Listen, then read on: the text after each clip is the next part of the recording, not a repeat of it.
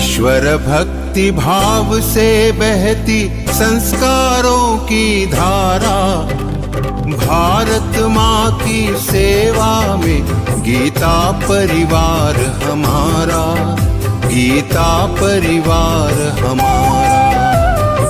ईश्वर भक्ति भाव से बहती संस्कारों की धारा, भारत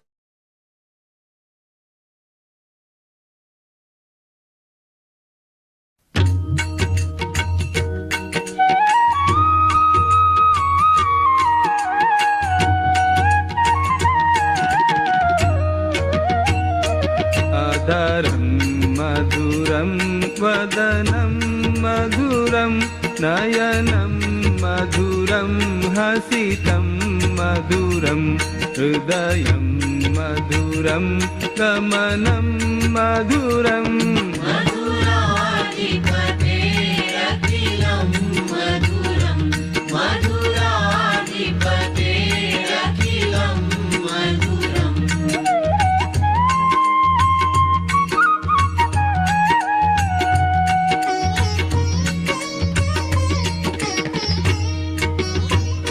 वचनं मधुरं चरितं मधुरं वसनं मधुरं वलितं मधुरं चलितं मधुरं भ्रमितं मधुरं मधुराधिपतेरखिलं मधुरं मधुराधिपतेरखिलं मधुरम्।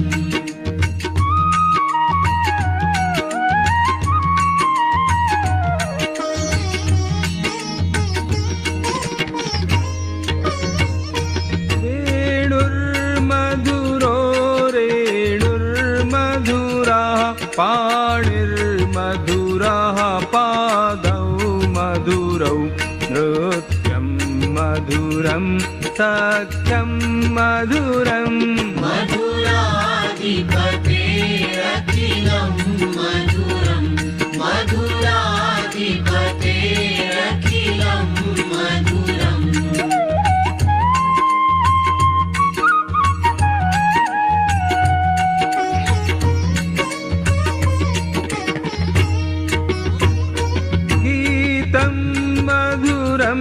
पीतं मधुरं भुक्तं मधुरं सुप्तं मधुरं रूपं मधुरं तिलकं मधुरं मधुराधिपतेरखिलं मधुरं मधुराधिपतेरखिलं मधुरम्।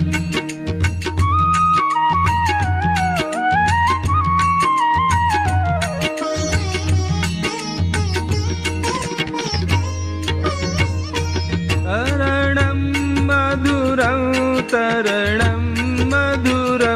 हरणं मधुरं स्मरणं मधुरं वमितं मधुरं शमितं मधुरं मधुराधिपतेरखिलं मधुरं मधुराधिपतेरखिलं मधुरम्।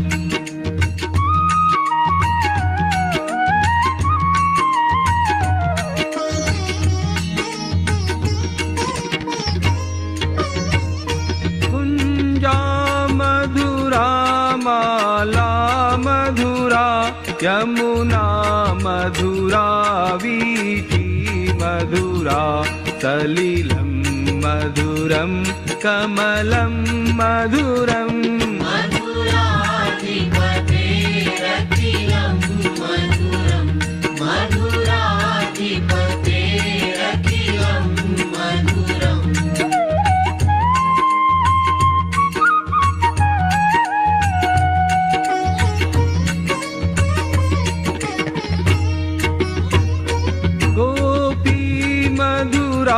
लीला मधुरा युक्तं मधुरं मुक्तं मधुरं दृष्टं मधुरं शिष्टं मधुरं मधुराधिपतेरखिलं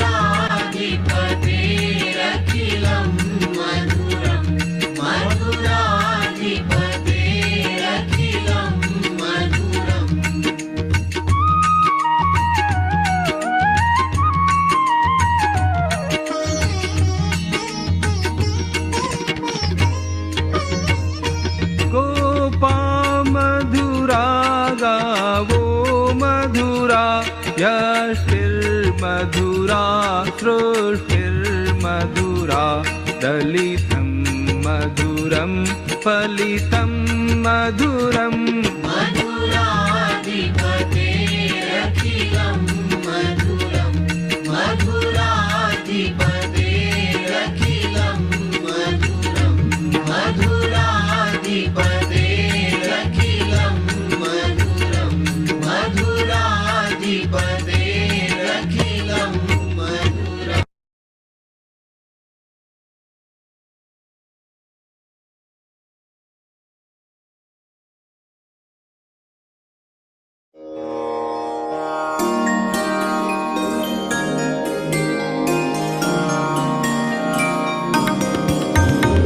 सद्गुणों की साधना में ध्येय ज्योति नित जले।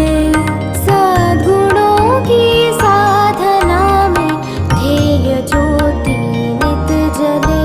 संग्राममय जीवन धरा पर विजय रथ ले हम चले। सद्गुणों की साधना में ध्येय ज्योति नित जले।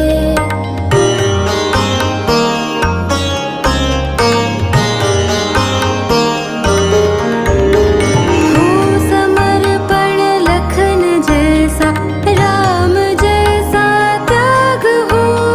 भीष्म सा हो नियम पालन, शौर्य में अभिमन्यु हो। आपदाओं को कुचल कर वीर बालक हम चले। सद्गुणों की साधना में ध्येय ज्योति नित जले।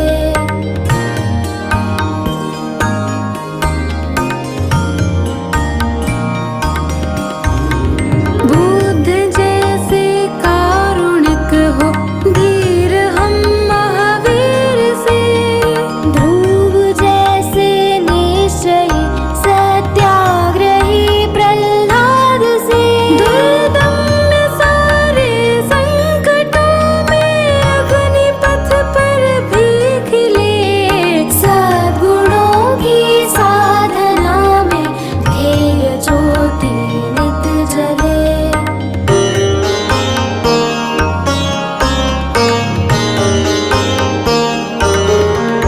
हनुमान से सेवाव्रती, जिज्ञासु हो नचिकेत से। कर्मयोगी कृष्ण जैसे, वीर हो हम पार्थ से। बलिदान गोविंद सिंह सहो, स्वार्थ सारा ही चले। सद्गुणों की साधना में ध्येय ज्योति नित जले।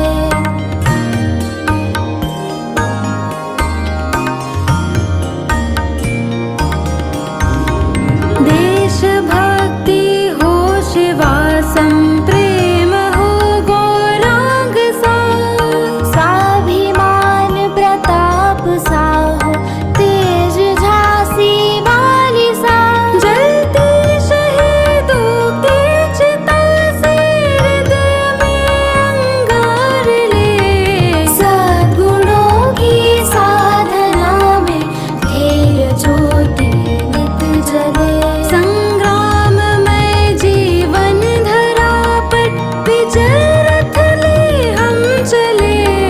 सद्गुणों की साधना में ध्येय ज्योति नित जले।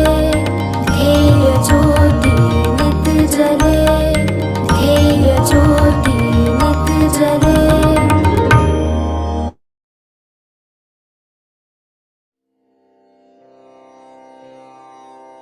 ॐ श्री परमात्मने नमः। ॐ श्री परमात्मने नमः। श्रीमद्भगवद्गीता श्रीमद्भगवद्गीता अथ पञ्चमोऽध्यायः।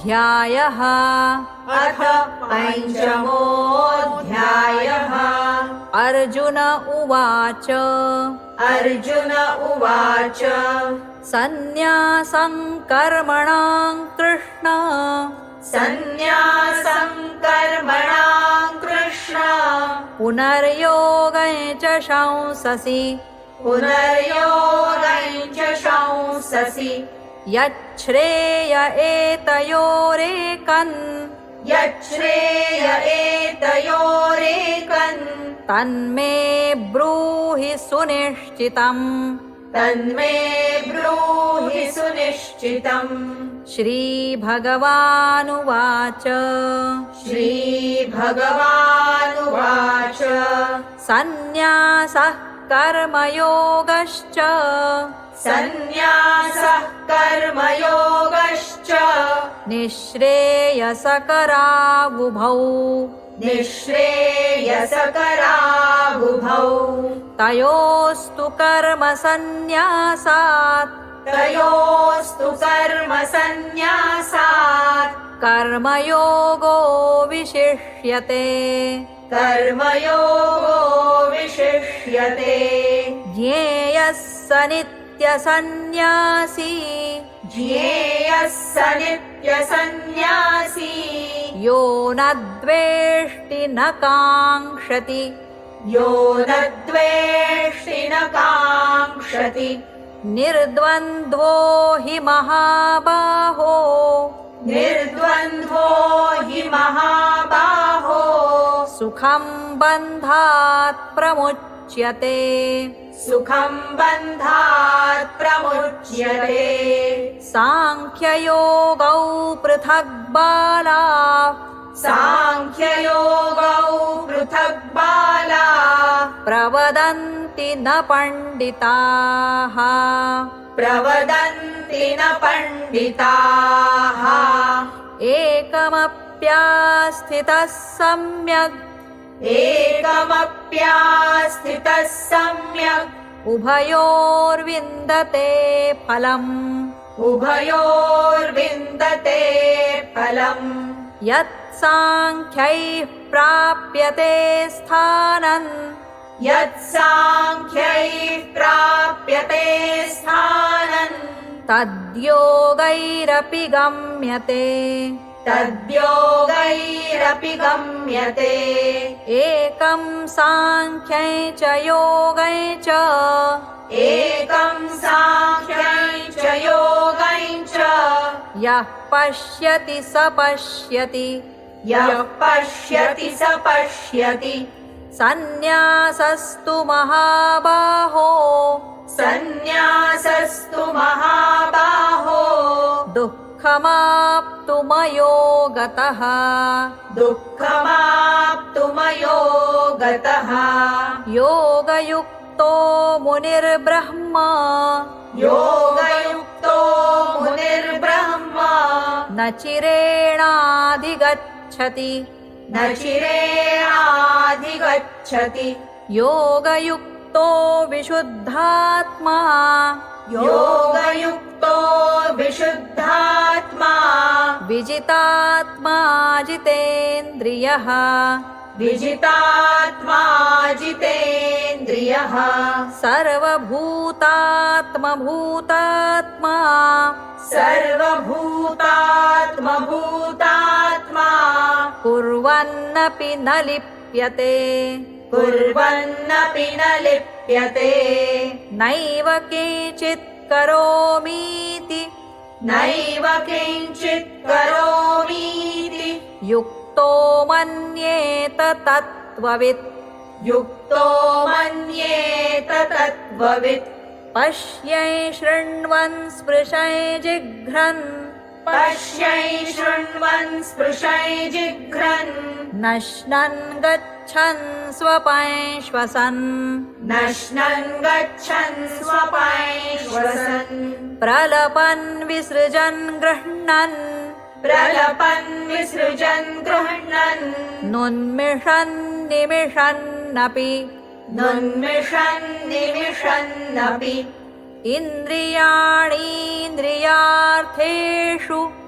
इन्द्रियाणीन्द्रियार्थेषु वर्तन्त इति धारयन् वर्तन्त इति धारयन् ब्रह्मण्याधाय कर्माणि ब्रह्मण्याधाय कर्माणि सङ्गं त्यक्त्वा करोति यः सङ्गं त्यक्त्वा करोति यः लिप्यते न स पापेन लिप्यते न स पापेन पद्मपत्रमिवाम्भसा पद्मपत्रमिवाम्भसा कायेन मनसा बुद्ध्या कायेन मनसा बुद्ध्या केवलैरिन्द्रियैरपि केवलैरिन्द्रियैरपि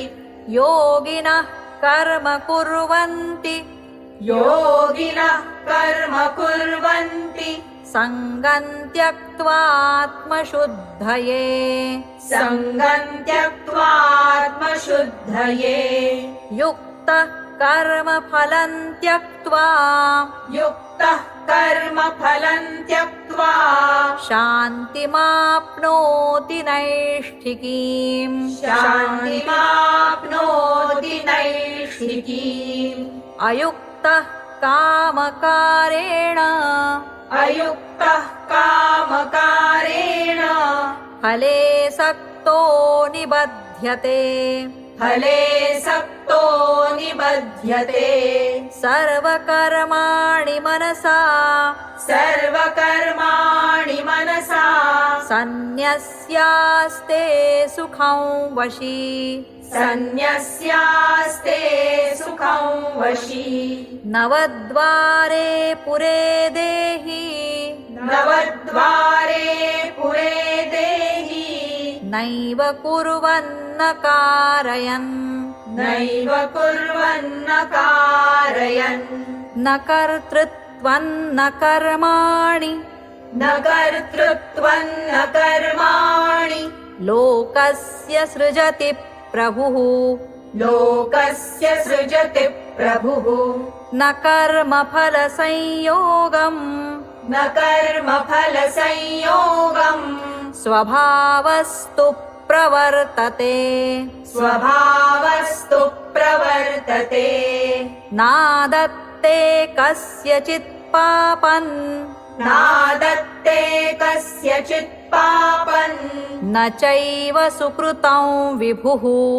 न चैव सुकृतं विभुः अज्ञानेनावृतं ज्ञानन् अज्ञानेनावृतं ज्ञानन् तेन मुह्यन्ति जन्तवः तेन मुह्यन्ति जन्तवः ज्ञानेन तु तदज्ञानै ज्ञानेन तु तदज्ञानै येषान्नाशितमात्मनः येषान्नाशितमात्मनः तेषामादित्यवज्ञानम् तेषामादित्यवज्ञानम् प्रकाशयति तत्परम् प्रकाशयति तत्परम्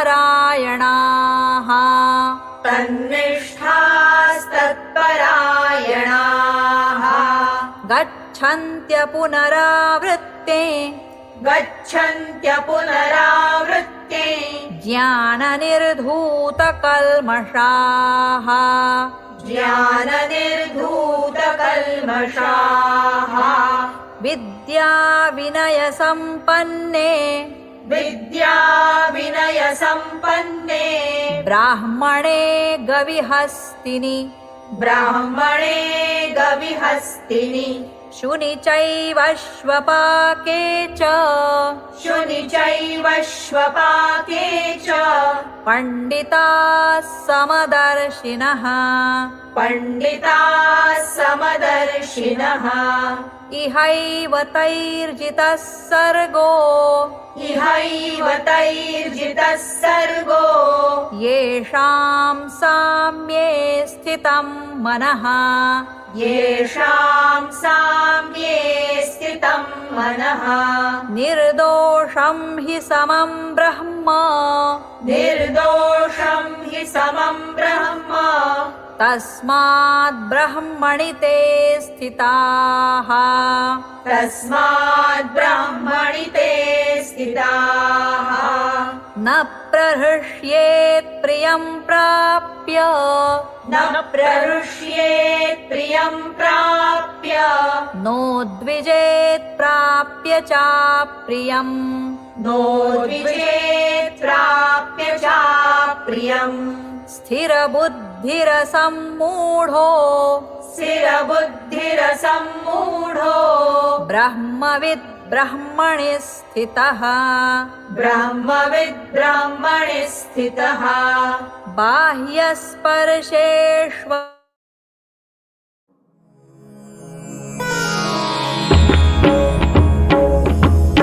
श्री गुरु चरण सरोज रज निज मनु मुकुरु सुधारी वरनौ रघुवर विमल जसु जोदायकु फलचारी बुद्धिहीन तनु जानिके सुमिरौ पवन कुमार बल बुद्धि विद्या देहु मोहि हरहु कलेस विकार।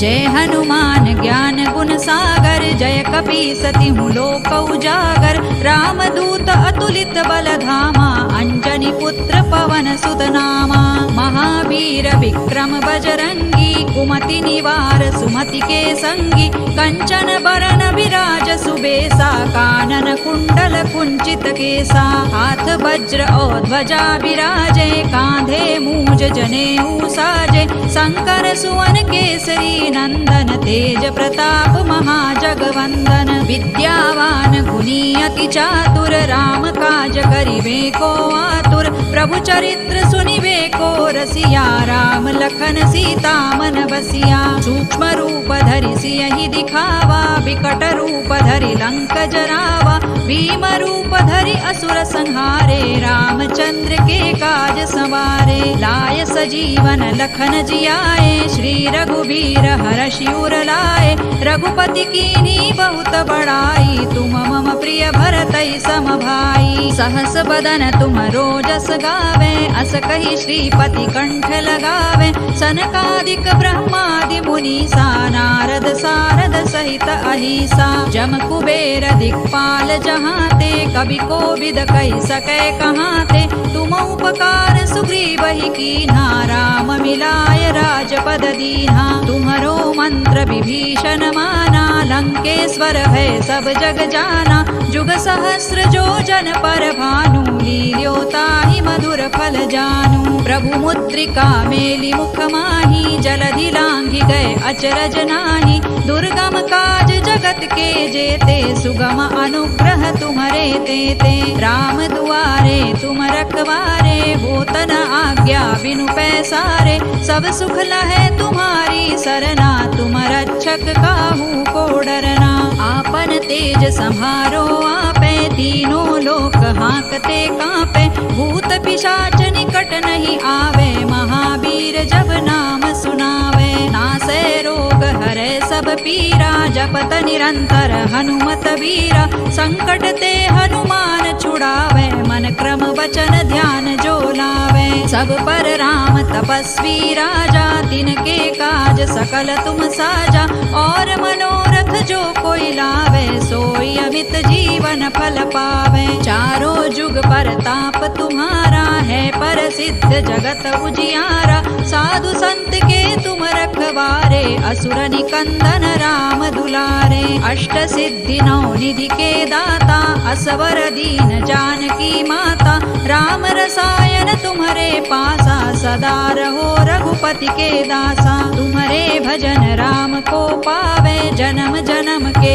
दुख बिसरावे अंत काल रघुबर पुर जाई जहाँ जन्म हरि हरि भक्त कहाई। और देवता चित्त न धरई, हनुमत से सर्व सुख करई। संकट कटे मिटे सब पीरा, जो सुमिरे हनुमत बलबीरा। जय जय जय हनुमान गोसाई, कृपा करहु गुरुदेव की नाई। जो सत बार पाठ कर कोई, छूट ही बंदी महासुख होई। जो यह पढ़े हनुमान चालीसा, होय सिद्धि साखी गौरीसा। तुलसीदास सदा हरि चेरा, कीजय नाथ हृदय महडेरा। पवन तनय संकट हरना, मंगल मूर्ति रूप। राम लखन सीता सहित, हृदय बसहु सुर भूप। सियावर रामचंद्र की जय, पवन सुत हनुमान की जय। उमापति महादेव की जय।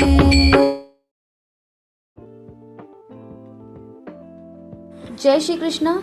In Zoom meeting, if you want to turn off the notification of Zoom chats, then click on the chats and then click on these three dots. Turn off notifications, click on that. Click on the mute option and now chats notification will not disturb you. Jai Shri Krishna.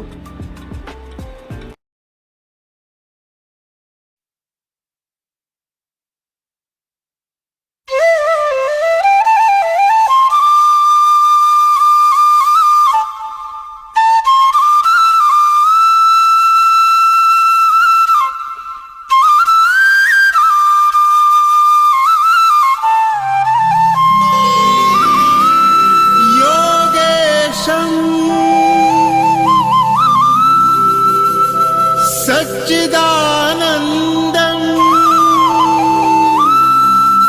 वासुदेवं व्रजप्रियं धर्मसंस्थापकं वीरं कृष्णं वन्दे Jagadgurum. Jai Shri Krishna to all, and a heartfelt welcome from Dr. Moini Vachani to all the sadhaks who are gathered here today for the Vivechan topic. Very good. Who is a true yogi? The secret to living joyfully every day, which is from chapter 5. Now, with deep devotion and surrender, we offer a salutation to Yogeshwar Lord Krishna and my humble obeisance to revered Swami Shri Acharya Govinde Guruji Maharaj. At the outset, let us invoke the blessings of Lord Krishna by reciting this prayer. Vakratunda Mahakaya Suryakoti Samaprabha Nirvignam Kuru Me Deva Sarvakaryeshu Sarvada. I now humbly invite Sanji Agarwal Bhaiya from Pilibhit, UP. Bhaiya is a SBI retiree, joined Geeta Pariwar in April 23. Have given Seva as TA and GC from L1 to L4. Jai Shri Krishna Bhaiya. Vasudeva Sutam Devam Devaki Paramanandam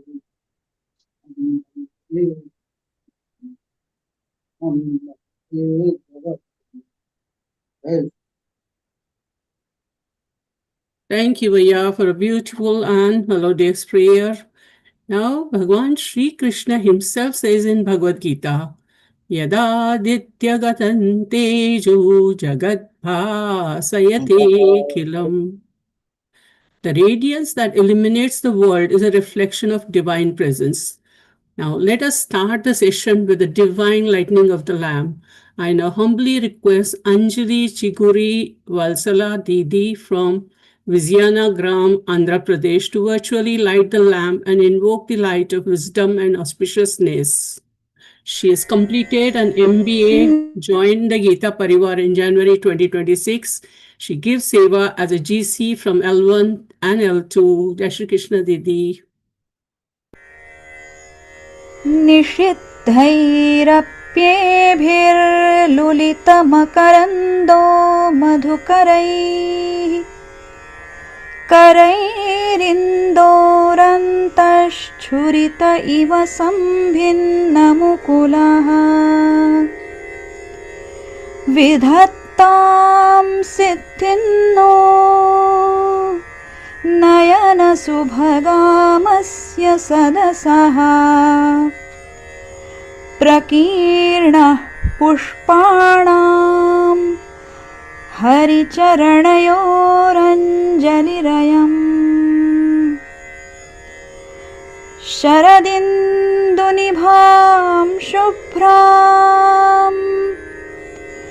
शुभ्रवस्त्रैरलङ्कृतां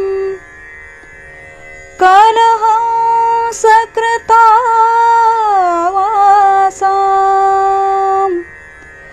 वरदां Sharada नुमः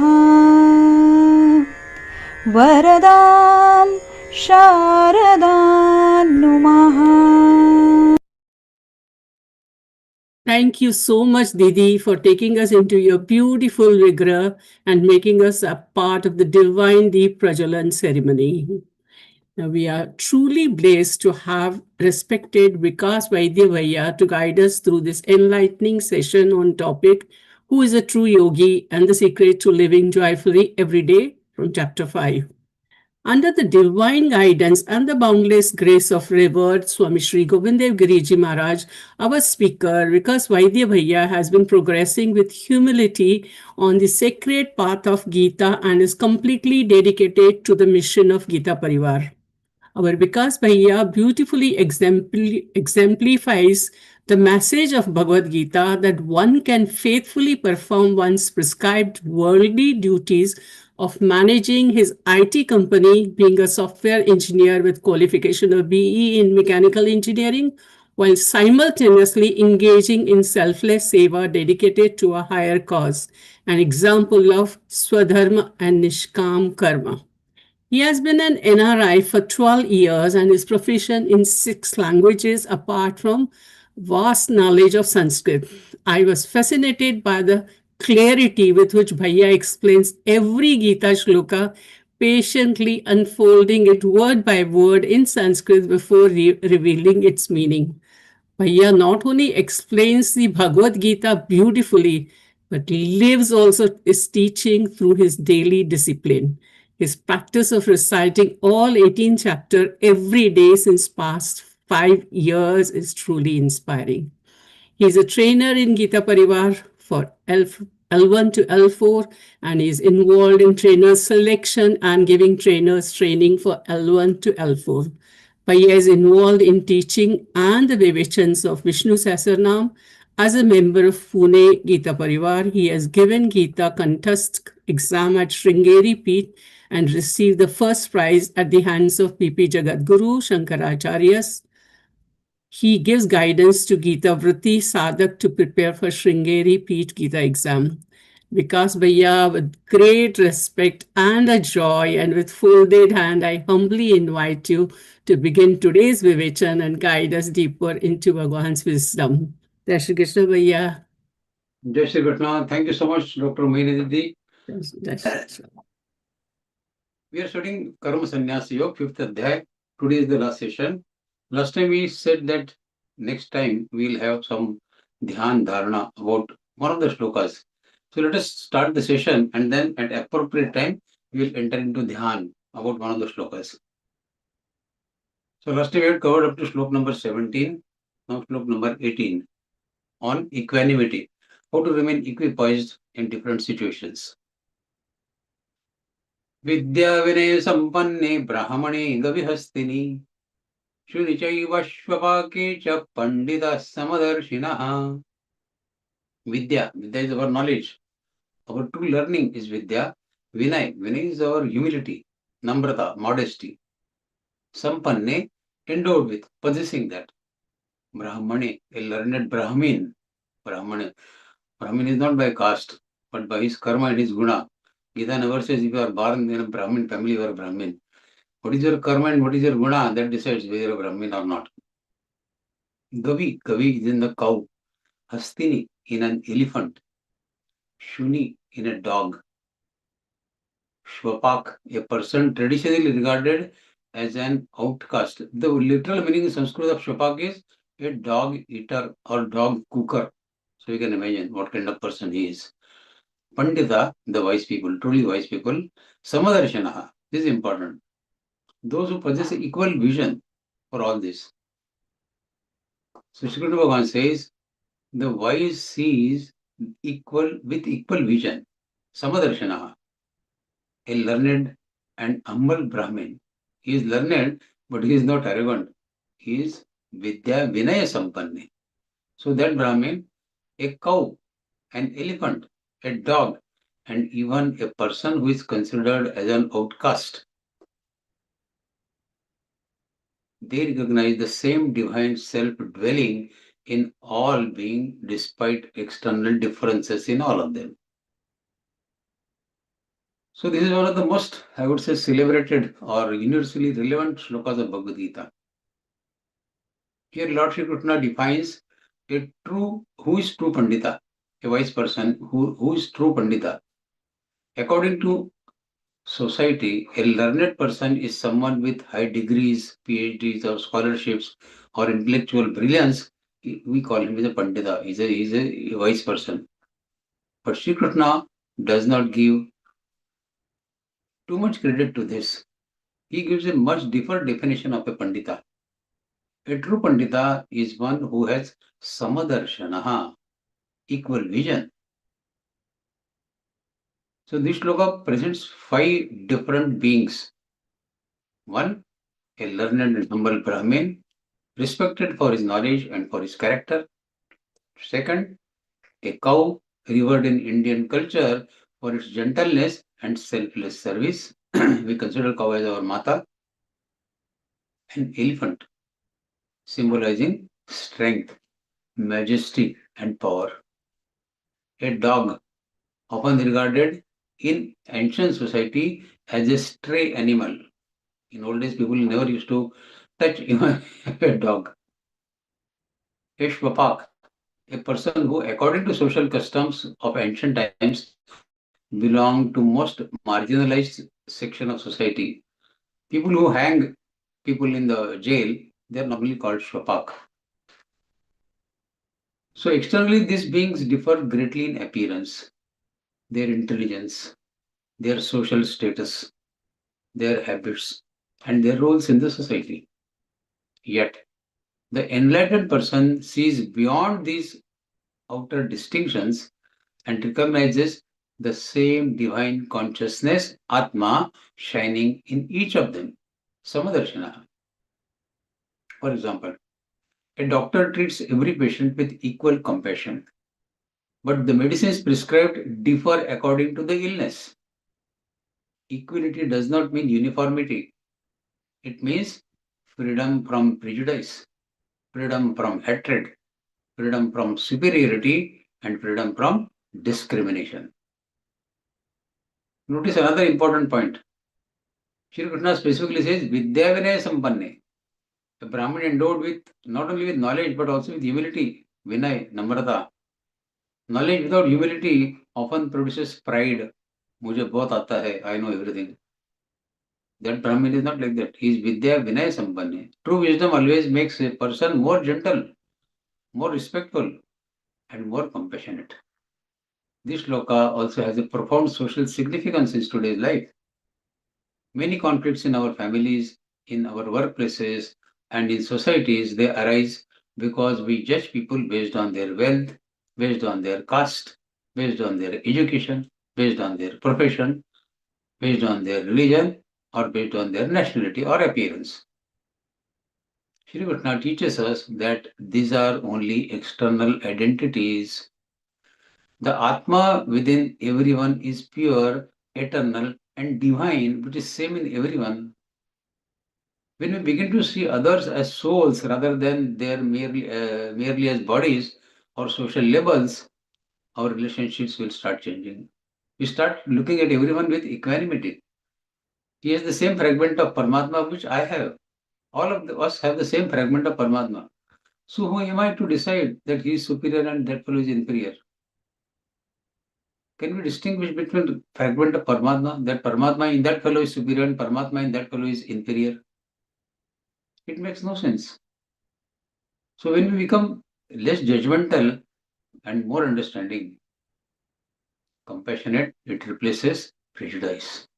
And service replaces selfishness in us. This vision is the natural outcome of knowledge described in the earlier shlokas of this adhyaya, which we discussed last time. Once ignorance is removed, ajnana is removed, one cannot help but perceive the divine everywhere. It happens automatically. If you study Gita and do contemplation, manan, chintan, dhyan on Gita shlokas, this wisdom comes into your mind, your thoughts, your actions without taking any special efforts. There is a renowned heart surgeon. He visited a village to conduct a free medical camp. During the day, he examined a wealthy industrialist, a school teacher, a farmer, a sanitation worker, and a homeless elderly man. A volunteer noticed that the doctor greeted each patient with the same warmth, listened attentively to each one of them, and gave every person equal care. After the camp, someone asked him, "How do you treat everyone with the same respect, regardless of their status?"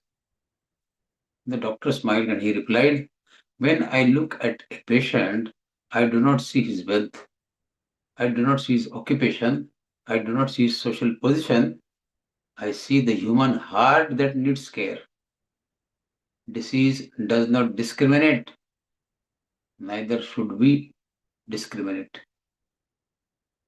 So we should be compassionate with everyone without distinction. His assistant later remarked, "That is why people trust you. You consider everyone in equanimity. You don't see whether he is rich or poor." The surgeon's equal concern for every patient reflects the spirit of Samadarshanaha of this shloka. He recognizes differences in medical needs but never in the human dignity. Everyone needs different treatment. But we should never forget the human dignity that is in there, all of them.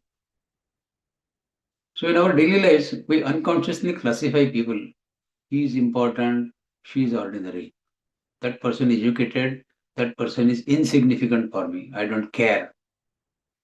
Shri Krishna invites us to replace these judgments with a higher vision. Every person deserves dignity because every person is a manifestation of the same divine reality. Who are we to distinguish? We can practice this teaching by speaking respectfully to everyone, regardless of their occupation, appreciating the contributions of workers whose service often go unnoticed. They give a lot of service, but it goes unnoticed. Avoiding discrimination based on wealth, based on caste, based on education, or based on social status. Treating animals with kindness and compassion. People have a habit. A dog is sitting at the corner, he is not doing anything to you. They will lift a stone and throw at him. Why? Why do you trouble that poor dog for nothing? Remembering that the same God who lives in us also lives in every other being. That is Samadarshana. This attitude transforms not only our spiritual life, but also our families, our workplaces, and our society. So this shloka teaches us that the hallmark of true wisdom is not the amount of knowledge that we possess, but the quality of our vision. Have you absorbed that knowledge and have changed your vision? The enlightened person sees beyond physical appearance, beyond social status and external differences to recognize the same divine self in every being. Such equal vision is the foundation of humility, of compassion, of justice, and of universal love. Now, as we discussed, this shloka is worth doing meditation upon. Seeing the one divine in all is the thought, is the theme of this meditation, which we'll do now. Sit comfortably, all of you, with your spine erect. Close your eyes gently. take a deep breath in and breathe out. Do it a few times. Allow your body to relax. No tension in the body anywhere. Let your mind become calm and receptive. Now bring the words of Lord Krishna into your heart. The wise see the same divine in a learned scholar, a cow, an elephant, a dog, and in an outcast. Reflect on what does this really mean. In our daily life, we naturally classify people. We admire some, we ignore others, we dislike others, we dislike few, like others, like few. We judge people by their education, their wealth, their profession, their religion, their caste, their appearance. These distinctions arise from our mind. But Shri Krishna invites us to look deeper. Imagine standing before different people when you are doing this dhyan. A respected teacher, bring in front of your eyes a laborer, a wealthy business person, a security guard of your society, a child, an elderly person, someone who agrees with you, and someone who has hurt you. Collect all these people, make them stand in front of you. Mentally, yeah? Not physically. Their bodies are different. Their personalities are different. Their circumstances are different. But within each one of them shines the same divine consciousness.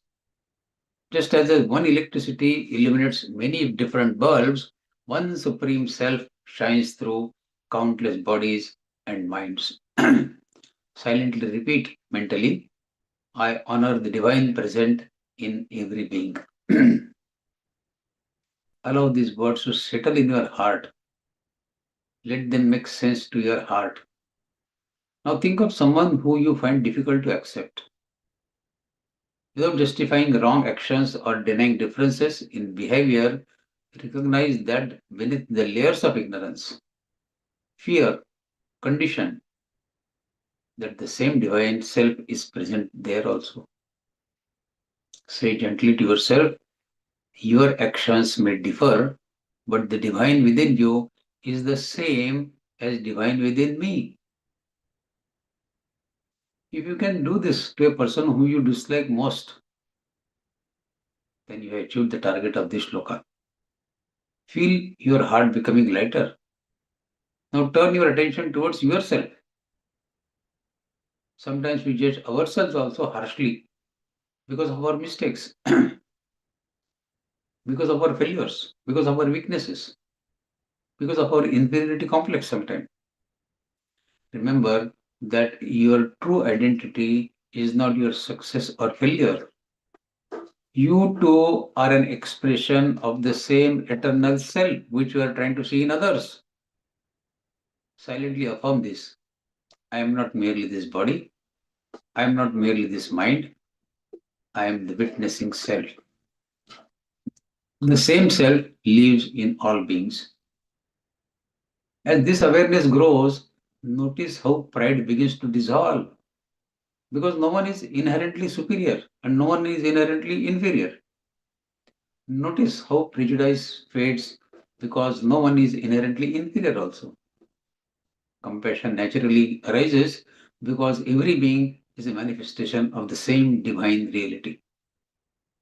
Resolve that today you will treat every person with dignity and respect, including your maid servant, including your car driver, including your security driver, including the liftman, or including the person who cleans your streets. Not because they are rich or poor, educated or uneducated, powerful or weak, but because the Lord dwells in every one of them. Let this vision guide your words, your actions, and your relationships. Thoughts, they decide what we speak. What we speak decides what we act, how we act, and how we act decides our character. Offer gratitude to Lord Krishna for teaching the wisdom for teaching this vision of Samadarshana, equal vision. Say to yourself, may I see beyond differences. May I recognize the divine in everyone. May my heart be free from prejudice, from pride, from hatred. May my life reflect love, humility, and wisdom for everyone. End this dhyan by saying Hari Om Shanti Shanti Shanti. So the theme of this meditation, what we quickly did, we should take at least 20 minutes or 30 minutes to do this meditation. We cannot spend that much time, unfortunately.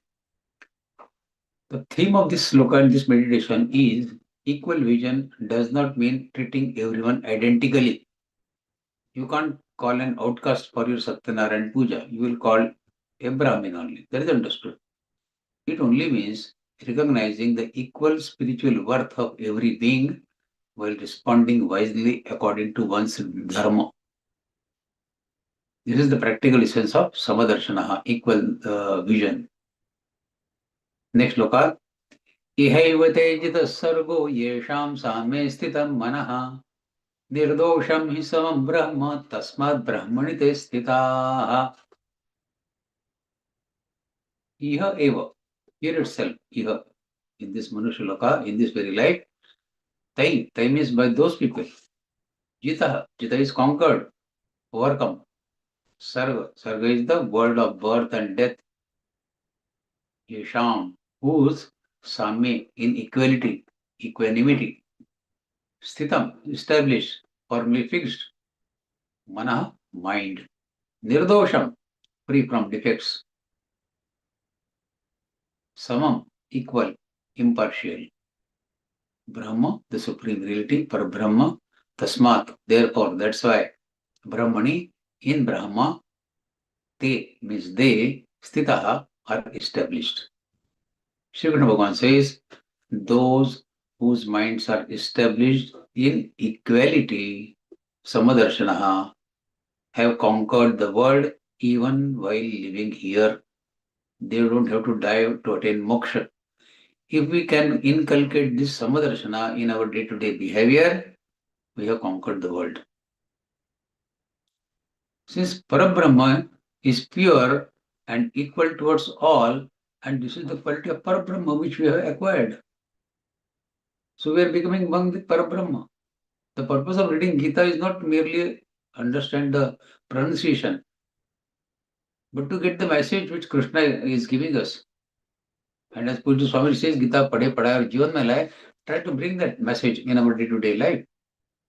All people are established in Parabrahma if they find equality in all of them. People whose minds are established in equality, they have conquered the world, God says. So after describing Samadarshana in earlier shloka, Vidyavena Sampanne, one with equal vision, in the earlier shloka, Lord Krishna now explains the spiritual greatness of such a person, how great that person is. He begins with an extraordinary statement. Ihaiva terdita sarga. They have conquered the world here itself. Ihaiva terdita sarga is a very important line. Notice that Shri Krishna does not say that such people will conquer the world after death or after reaching the heaven. He says here itself, ihaiva. While living in this very world, they have won the world, they have conquered the world. What does it mean when they say conquer the world? It does not mean acquiring political power. It does not mean acquiring wealth or fame or military victory. Many emperors conquered kingdoms, but could not conquer their own anger, isn't it? Their own greed or their own fear. Shri Krishna teaches us that the greatest victory is mastery over one's own mind. If you train your mind to see in equanimity, you have conquered the world. Because when you have conquered your own mind, it is even greater than conquering the world. The mind usually swings constantly between attraction and aversions. We like those who praise us. We dislike those who criticize us. We become excited by success. We become depressed by failure. We feel attached to those who benefit us and indifferent to others. Such a restless mind remains bound to the cycle of suffering.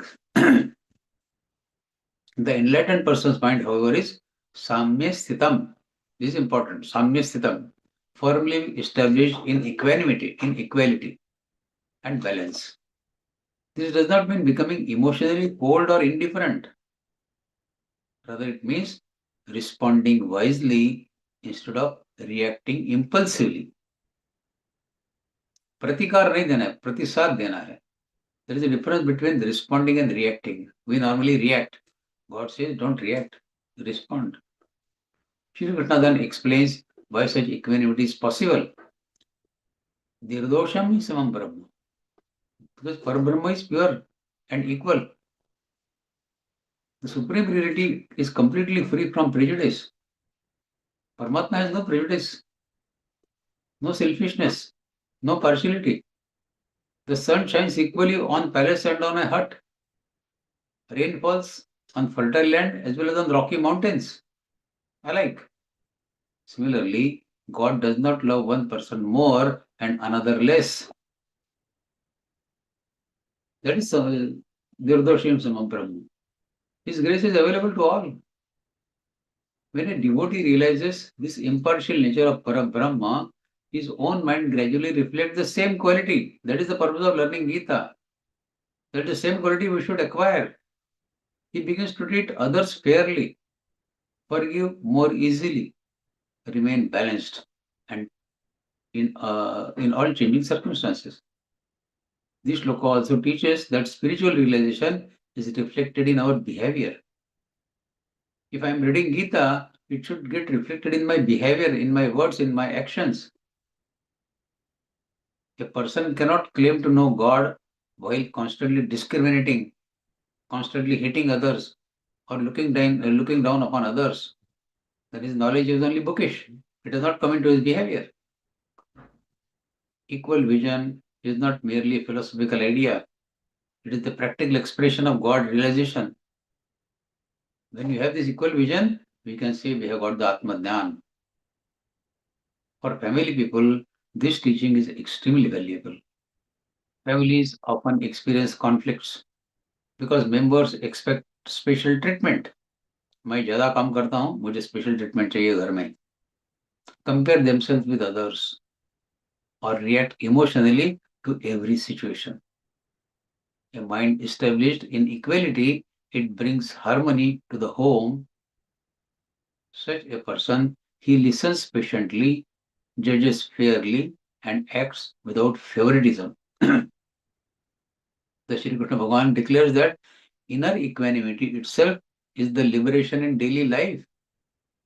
If we can follow this equanimity in our daily life, we have got moksha. Here only we have got moksha then.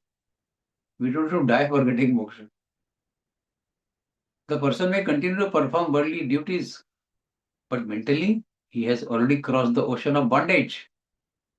So this is that important. We can cross this ocean of bondage and experience moksha while living in this very world. Ihaiva Terijata Sarvo. A respected school principal was known for treating every student with fairness. One day, two students were caught breaking the same school rule. One was the son of a wealthy businessman, while the other came from a poor family. Both of them broke the rule. The school management quietly suggested that the wealthy students' punishment be reduced to avoid upsetting influential parents. The principal politely refused. He said, rules must protect justice, not privilege. If I judge according to wealth instead of truth, I fail as an educator. Both students received the same fair consequence along with guidance to improve further. Years later, both former students returned to thank the principal, and one of them said, you taught us that justice means treating everyone with equal respect. You don't look at wealthy or poor. The principal's equanimity reflected the Samadarshanaha that Krishna is praising in this shloka. He did not ignore differences in background, but he refused to let those differences influence his sense of fairness. So life lesson for us is most of our happiness or unhappiness arises because our peace depends on changing external situations. We are cheerful when events go our way, and we are disturbed when they do not go our way. Shri Krishna invites us to cultivate a mind that remains balanced through both success and failure. We can practice this. How? Responding thoughtfully instead of reacting emotionally. Treating everyone fairly regardless of status or influence. Avoiding favoritism within family or in workplace. Remembering that every person is equally dear to God. So who are we to differentiate? Accepting life's challenge because the circumstances are changing all the time. So changing circumstances without losing our inner balance. We should accept this life challenge. Such equanimity is not our weakness. It is a sign of tremendous inner strength. Only a person with tremendous inner strength can follow this principle of equanimity. When the mind becomes impartial like Parabrahma, it is no longer disturbed by praise or by blame, gain or loss. The person experiences freedom even while living in an active worldly life. So this sloka teaches us an important thing, that the greatest victory is not over others, but over one's own restless mind. A person established in equality, he reflects the partial nature of Parabrahma. Because this is a guna of Parabrahma, to remain to follow equanimity for all, no favoritism.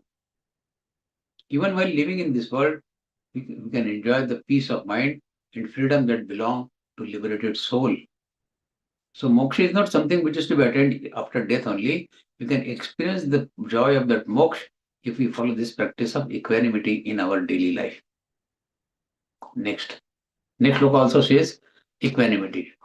So long we have been talking about the external equanimity, how we should treat everybody with the equanimity. Now let us discuss about internal equanimity, our own thoughts, our own emotions, how to treat them equally.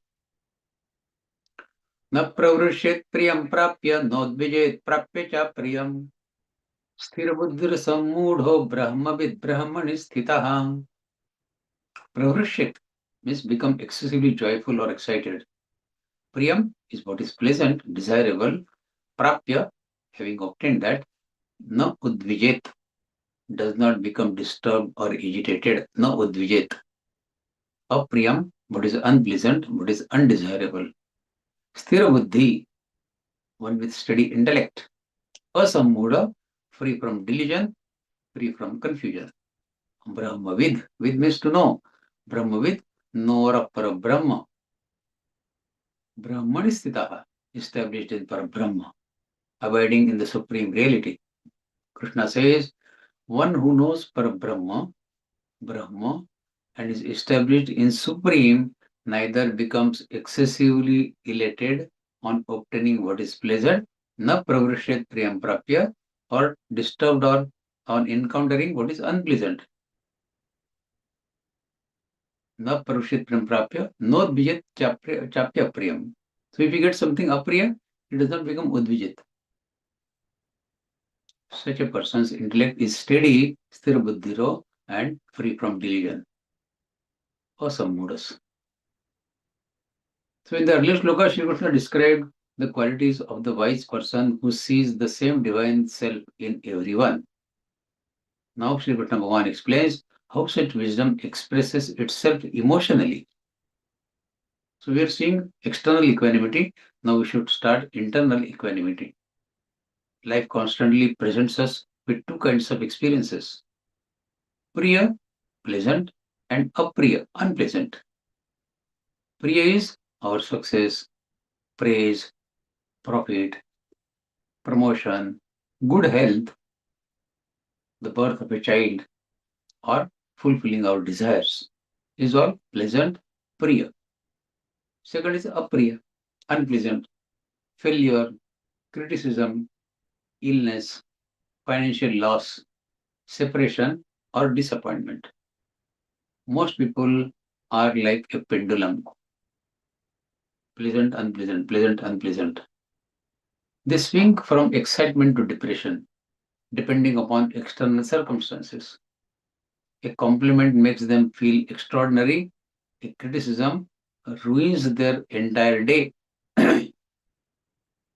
Shri Krishna teaches that this emotional instability is a sign that our happiness still depends on the outside world. We should find happiness within ourselves. Why to find happiness outside world? Why should our happiness be depending on outside world? The enlightened person is different. Shri Krishna does not say that such a person has no emotions. Rather, he does not become overpowered by emotions. He has emotions, of course, yes. He is a human being ultimately. The word progressive refers to excessive excitement or emotional intoxication. Success is certainly welcome, but the wise person does not lose balance or become arrogant. He remains grateful and humble. Similarly, no dvijat means he is not shaken when unpleasant situations arise. He may feel pain, but he does not become mentally disturbed. Outside things outside. I will not allow it to disturb my inner peace. Why this is possible? Because he is sthira buddhi. His intellect is steady. That is why it is possible for him. He understands that everything in the material world is temporary. Wealth comes and goes, health changes, seasons change, relationships evolve. Praise today may become criticism tomorrow. Everything is temporary in this world, including this world itself. Since he knows that external circumstances are constantly changing, he does not build his happiness upon these changing circumstances. Shri Krishna also calls him asammoda, free from delusion, free from confusion. His wisdom prevents him from making the common mistake of believing that temporary pleasures can provide permanent happiness. A jnani, he knows that these pleasures offered by material world are temporary, they can never give you permanent happiness. Finally, Shri Krishna says that such a person is a Brahmavid, the knower of Brahma. His joy comes from within because he is established in the eternal self rather than in a temporary position or temporary achievement. For family people like us, this teaching is extremely practical. Daily life brings both pleasant and unpleasant events. We experience this daily. Children's examination results, promotions, business profits, job promotions or increments, illness, misunderstandings, and unexpected challenges. Shri Krishna is not asking us to become indifferent or unemotional. He is asking us to develop emotional maturity. Celebrate success with gratitude, but do not become proud of your success. Face difficulties with courage, but do not lose your hope. The inner balance allows us to make wiser decisions because our judgment is no longer clouded by the external excitement or fear. A seasoned cricket coach was there. He was watching his team play an important final. One young player hit 3 consecutive boundaries and began celebrating wildly after every shot. We saw Saurav Ganguly taking out his shirt and dancing on Lords. Isn't it? The coach quietly called him during the drinks break and said, "The match is not won yet. Stay focused. Don't get overjoyed." Later, the same player was dismissed by an excellent delivery. He walked back looking devastated. Again, the coach met him and said, "A few minutes ago, you were too excited, and now you are too disappointed." Neither reaction helps the team. Play every ball with the same concentration. The player gradually learned to remain calm whether he scored runs or got out. Years later, he became one of the team's most dependable players because success no longer made him careless and failure no longer destroyed his confidence. Sachin Tendulkar is an example. This is exactly what Shri Krishna teaches in this shloka. A balanced mind performs better than an emotionally unstable mind. So the life lesson for us is every day brings both pleasant and unpleasant experiences for us in life. Someone praises us today and criticizes us tomorrow. The stock market rises one week and falls the next week. Children succeed in one exam and struggle in another exam. If our peace depends on these changing events, we will never enjoy lasting happiness in our life. Shri Krishna teaches us to cultivate a steady inner center. We can practice this by thanking God during success instead of becoming arrogant and overjoyed. Accepting setback as an opportunity to learn rather than reason to despair. Remembering that every situation is temporary. Beginning each day with prayer or meditation, dhyan, to strengthen inner stability. There is nothing like dhyan for building inner stability. Measuring success by the sincerity of our efforts rather than only by external results. As this attitude develops in us, life becomes calmer and more joyful. We continue to work enthusiastically, but our happiness is no longer controlled by the changing circumstances. So this shloka teaches us that true spiritual wisdom is reflected in emotional balance. The person established in Parabrahma neither becomes intoxicated by success nor broken by failure. Na prarushit prem prapya, no dvijat chapti chapriya. So with a steady intellect and freedom from delusion, such a person, he experiences a deep inner peace that no external event can take away. Next shloka. बाह्यस्पर्शेष्वसक्तात्मा विन्दत्यात्मनि यत्सुखं स ब्रह्मयोगयुक्तात्मा सुखम अक्षयमश्नुते. Bahya means external. Bahar ki cheez bahar, external. Sparsheshu, contact with sense object. Eyes contacting some scene is bahya sparsheshu. Ears listening something is bahya sparsheshu. So Shabda Sparsha Rupa Rasa Gandha, these are the sense objects. When they meet their respective senses, that is called Bahya Sparsheshu. Asaptatma, one whose mind is free from attachment. Vindati, to attain, to discover. Atmani, in the self, within oneself. Yat Sukham, that happiness. Yat, that Sukham is happiness. Saha, such a person. Brahma Yoga. Yoga means connection, union. United with Parabrahma through spiritual realization. Yuktatma, one united with Supreme. Discipline in yoga is Yuktatma. Sukham, happiness, bliss. Akshayam, imperishable, inexhaustible, everlasting is Akshayam. Ashnute is to experience, to enjoy. Śrīmad Bhagavan says, one whose mind is not attached to external sense objects finds happiness within the self. Being united with Parabrahma through yoga, such a person experiences eternal and inexhaustible bliss. Sukhamakshayam ashnute. In earlier shloka, Shri Krishna described the emotional stability of a person. Na parushit prem prapya, no dvijat chapriyam. He is established in Parabrahma. Now he explains the source of that stability. From where that stability comes. Most people search for happiness outside themselves. They believe happiness lies in wealth, in positions, in relationships, in entertainment, in fame, or in sensory pleasures, indriya sukh.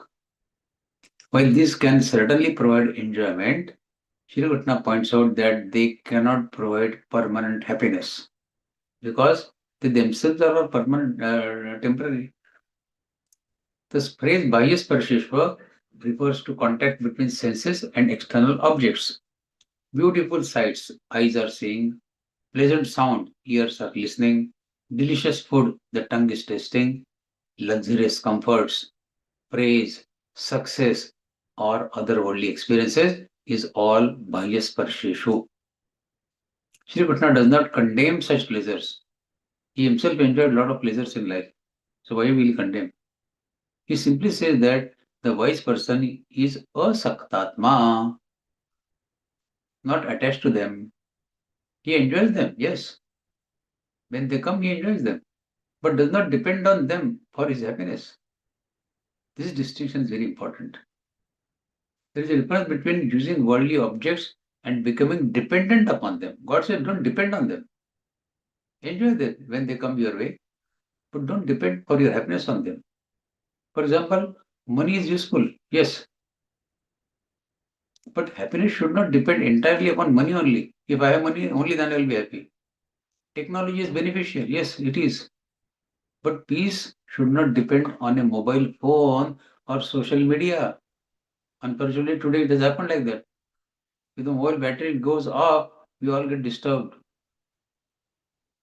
God says, okay, technology is beneficial, but why are you depending for mental peace on technology? Recognition is pleasant, yes, but self-worth should not depend upon praise. I will be happy only when people praise me. Don't allow your happiness to depend on others. Attachment begins when we start feeling, I cannot be happy without this. God says, this dependence is bad. Shri Krishna reveals a remarkable truth. Vindatyat maniyat sukham. Such a person discovers happiness within himself when he stops depending on others for his internal happiness. Notice the word discovers. Shri Krishna does not say that he creates the happiness. The happiness already exists within all of us.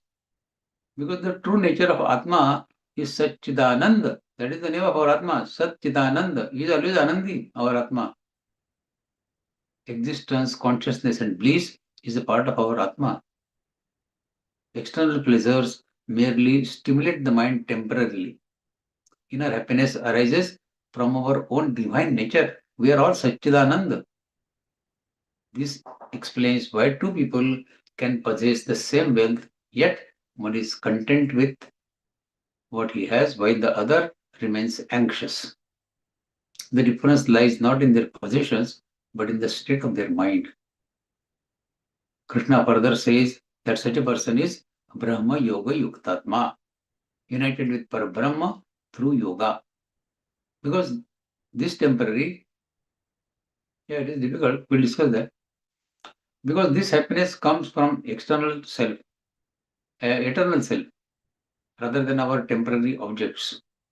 He experiences Akshayam Sukha, imperishable happiness. The word Akshay is significant here. Everything world is Kshaya, subject to decay. Body also decays. Nothing is Akshay. Nothing is permanent. Nothing is eternal. God says, but this Sukha what you get is Akshay.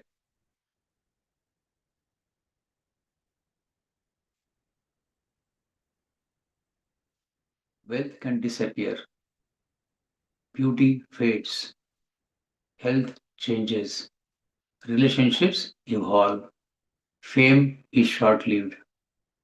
But the bliss of self-realization, Atma-Jnana, never diminishes. It is Akshay Sukham because it is rooted in the eternal Parabrahma itself. For family people, this teaching is especially practical. Sri Krishna is not asking us to abandon family life or worldly responsibilities. Rather, he asks us to change our dependence on that. For your happiness, don't depend on worldly things.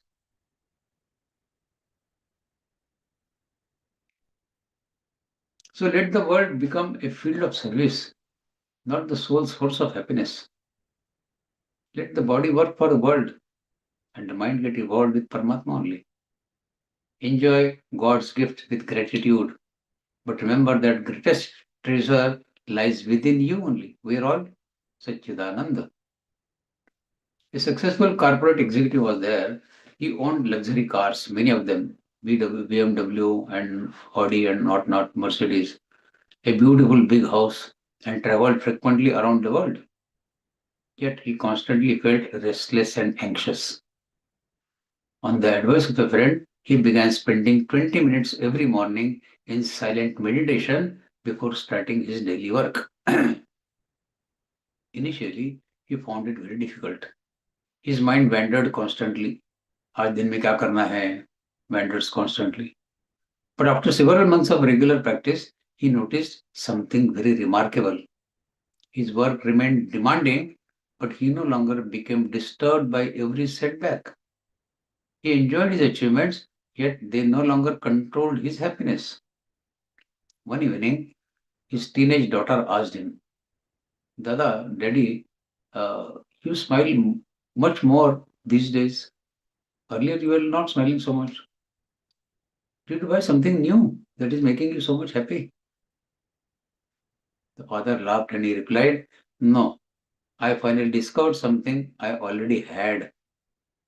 The daughter looked puzzled. Then he explained, For years, I searched for peace outside. Meditation helped me to discover that real peace begins inside. His possessions had not changed, but his source of happiness had changed. Earlier, the source of happiness was the possessions. Now he knows that the happiness is within himself. So the life lesson for us is modern society constantly tells us that happiness is just one more purchase, one more promotion, one more vacation or achievement. Shri Krishna offers a completely different perspective for happiness. External comforts can make life convenient, but they cannot make the heart permanently peaceful. True happiness grows through daily prayer, daily meditation, selfless service, Nishkam Seva, gratitude for what we already have, study of spiritual wisdom, contentment rather than endless comparisons, and remembering our identity as the eternal self and not as body, mind, and senses. When inner joy becomes our foundation, we are free to enjoy the world without becoming enslaved by it. We don't depend on the world at all for our happiness then. This is the essence of spiritual maturity. Those who have learned this skill of living life, they are spiritually matured people. Geeta helps us to become that matured spiritually. So they don't reject the world, but they refuse to become dependent on it for their lasting happiness. So this shloka teaches us that external pleasures are temporary, while the bliss of self is eternal. Akshay Sukham. The wise person enjoys worldly blessings without attachment and discovers an inexhaustible source of peace within. Akshay Sukham is experiences within himself. United with Parabrahma through yoga, Sabrahma Yoga Tatma, he experiences a happiness that neither time, neither loss, nor changing circumstances can ever diminish. It remains permanently Akshay Sukham. Next shloka, 22nd. ये हि संस्पर्शजा भोगा दुःखयो नय एवते आद्यन्तवन्तः कौन्तेय न तेषु रमते बुधः. They means those. He indeed, samsparshaja, same again, both the born out of contact of senses with sense objects, shabda sparsha rupa rasa gandha, bhoga, enjoyment, pleasures, dukkha is sorrow, sufferings, yonayaha, sources or origins, they, adi means beginning, anta is end, vanta possessing. Kaunte is Kuntipatra Arjuna. Teshu, in those, Ramate, take delight or become attached. Buddha, the wise people. Shri Krishna says, Kaunteya, Arjuna, pleasures born of contact between senses and their objects are indeed source of sorrow.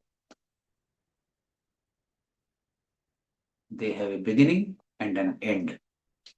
Therefore, the wise do not become attached to such pleasures. In the earlier shloka, Shri Krishna says that lasting happiness is found within the self. In this shloka, he explains why external pleasures can never provide permanent fulfillment. Shri Krishna speaks Samsparshaja Bhoga, pleasures that arise from contact of senses with the external sense objects. You are listening to a song, you like it very much, very happy. old Bollywood song. Like it very much. Song starts and song ends. Is the happiness permanent? Same thing valid for all material happiness. It starts and it ends. These include delicious food, luxurious comforts in life, entertainment, wealth, praise, social recognition, and countless other experiences that delight the senses. They start and they end. Such pleasures are not sinful. You can enjoy such pleasures. Shri Krishna does not condemn these pleasures. Instead, he points out their limitations. He calls them dukkha yonayaha, source of sorrow. At first glance, this seems surprising. I am enjoying watching something. Why God says this dukkha yonayaha? If the experiences give me pleasure, why does Krishna call them source of suffering? Dukkha yonayaha. The answer lies in understanding the complete cycle of sense pleasure. Every sense pleasure has 3 stages. Before obtaining it, there is a desire. मुझे ये चाहिए, I want that, desire. Anxiety, whether I will get or not, and the restlessness. Second phase is while experiencing it. There is a temporary enjoyment. You got what you desired. You are enjoying it. But this temporary enjoyment is temporary. And third phase is after it ends. There is dissatisfaction, craving for repetition, or fear of losing it, what you have. Thus, the pleasure itself is brief, but the desire before it and the attachment after it often create much greater suffering for you mentally. That is what Krishna says, dukkha yoneha. Everything in the material world is temporary. Delicious meal satisfies only for a few hours. You like jalebis, you eat 2 jalebis, 3 jalebis. After 4th jalebi, you say, both ho gaya, I cannot eat. So pleasure was temporary, isn't it? A new car excites us for a few months. After that, सबके पास गाड़ी होता है, मेरे पास भी है गाड़ी. What is so great in that? That pleasure is gone. The promotion brings happiness for a while before new worries start in your mind. Even fame and popularity eventually fade in our life. Because these pleasures are temporary, dependence on them invariably leads to disappointment. That is what God is saying. This does not mean we should reject all comforts and refuse to enjoy the life. Krishna doesn't say that. Krishna advocates detachment, not deprivation. The wise person, Buddha, he enjoys what comes through righteous means, but does not become emotionally dependent on it. He appreciates worldly blessings while remembering that they cannot satisfy the deepest longing of the human heart. This teaching is confirmed by a modern psychology also, through what is often called as hedonic adaptation. In psychology, they use this word, hedonic adaptation. This principle, people quickly become accustomed to new possessions or achievements and soon begin seeking something more. This phase of life is called hedonic adaptation. Desire continually expands, but satisfaction remains temporary. Only spiritual fulfillment escapes this cycle because it arises from our own eternal nature, not from material world. For family people, this shloka offers practical wisdom. It is perfectly acceptable to earn wealth, to celebrate our achievements, to enjoy our vacations, and appreciate life's comforts.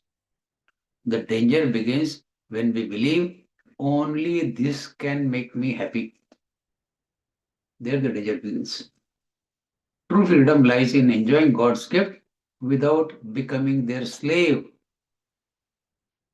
A young software engineer, he eagerly awaited to buy the latest premium smartphone.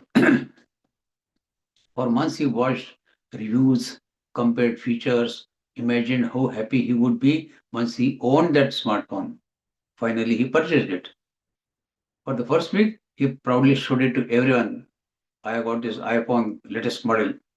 I paid 2 lakhs of rupees for this. My God. Within 2 months, the excitement had faded.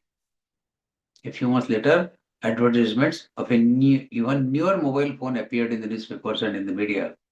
Soon he found himself dissatisfied again. His grandfather watched this cycle of his mind and he smiled and he said, "The phone changed, your excitement changed, your desire changed, but your search for happiness remained the same. You are still searching for happiness only. Did you get happy when the phone was there with you? It was temporary, no?" The young man reflected deeply and realized that every new position had given him only temporary excitement. From that day onward, he still enjoyed modern technology, but he no longer expected it to provide lasting happiness. He began spending time in meditation, reading Bhagavad Gītā, and serving at a local charity. That is real happiness, not the new mobile. Gradually, he discovered a peace that did not disappear when the next gadget entered the market. Otherwise, new mobile comes and his peace is gone. Now he is not affected because he has found the peace internally within himself. The modern world constantly encourages us to believe one more purchase will make me happy. One more promotion will complete my life. Life ban jayega mera. One more vacation will remove all the stress. I want a holiday in Europe. Krishna gently reminds us that temporary pleasures cannot produce permanent happiness. Vacation will start, vacation will end. Are you depending on vacation for your happiness? We can enjoy life's comfort while remembering every pleasure has a beginning and end. Attachment creates more suffering than the object itself. Gratitude brings more peace than endless craving for it. Inner contentment is greater than unlimited consumption. The greatest joy comes from God realization and a purified mind, not from the material gadgets. A balanced life does not reject worldly happiness. It places it in the proper perspective. The wise person enjoys the world without becoming attached to it. Just as a traveler appreciates a beautiful garden without trying to carry it home. When you go to a beautiful garden with a lot of good flowers, we are very happy. But do we carry the garden home? So this shloka teaches us that pleasures arising from senses are temporary and inevitably followed by dissatisfaction when we become attached to them.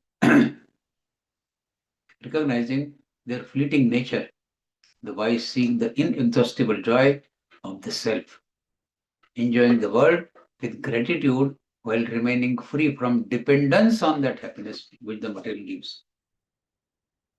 Next shloka. Now this particular attribute, what God is advocating in these three shlokas, these many shlokas what we have studied, will to attain those. God gives us ample of time. He knows that it is difficult. So he says, Shaknoti haivaya sodhum praksharirabhimokshanat kamakrododbhavam vegam sayuktasya sukhi naraha. We'll go directly to the meaning because otherwise we will spend a lot of time.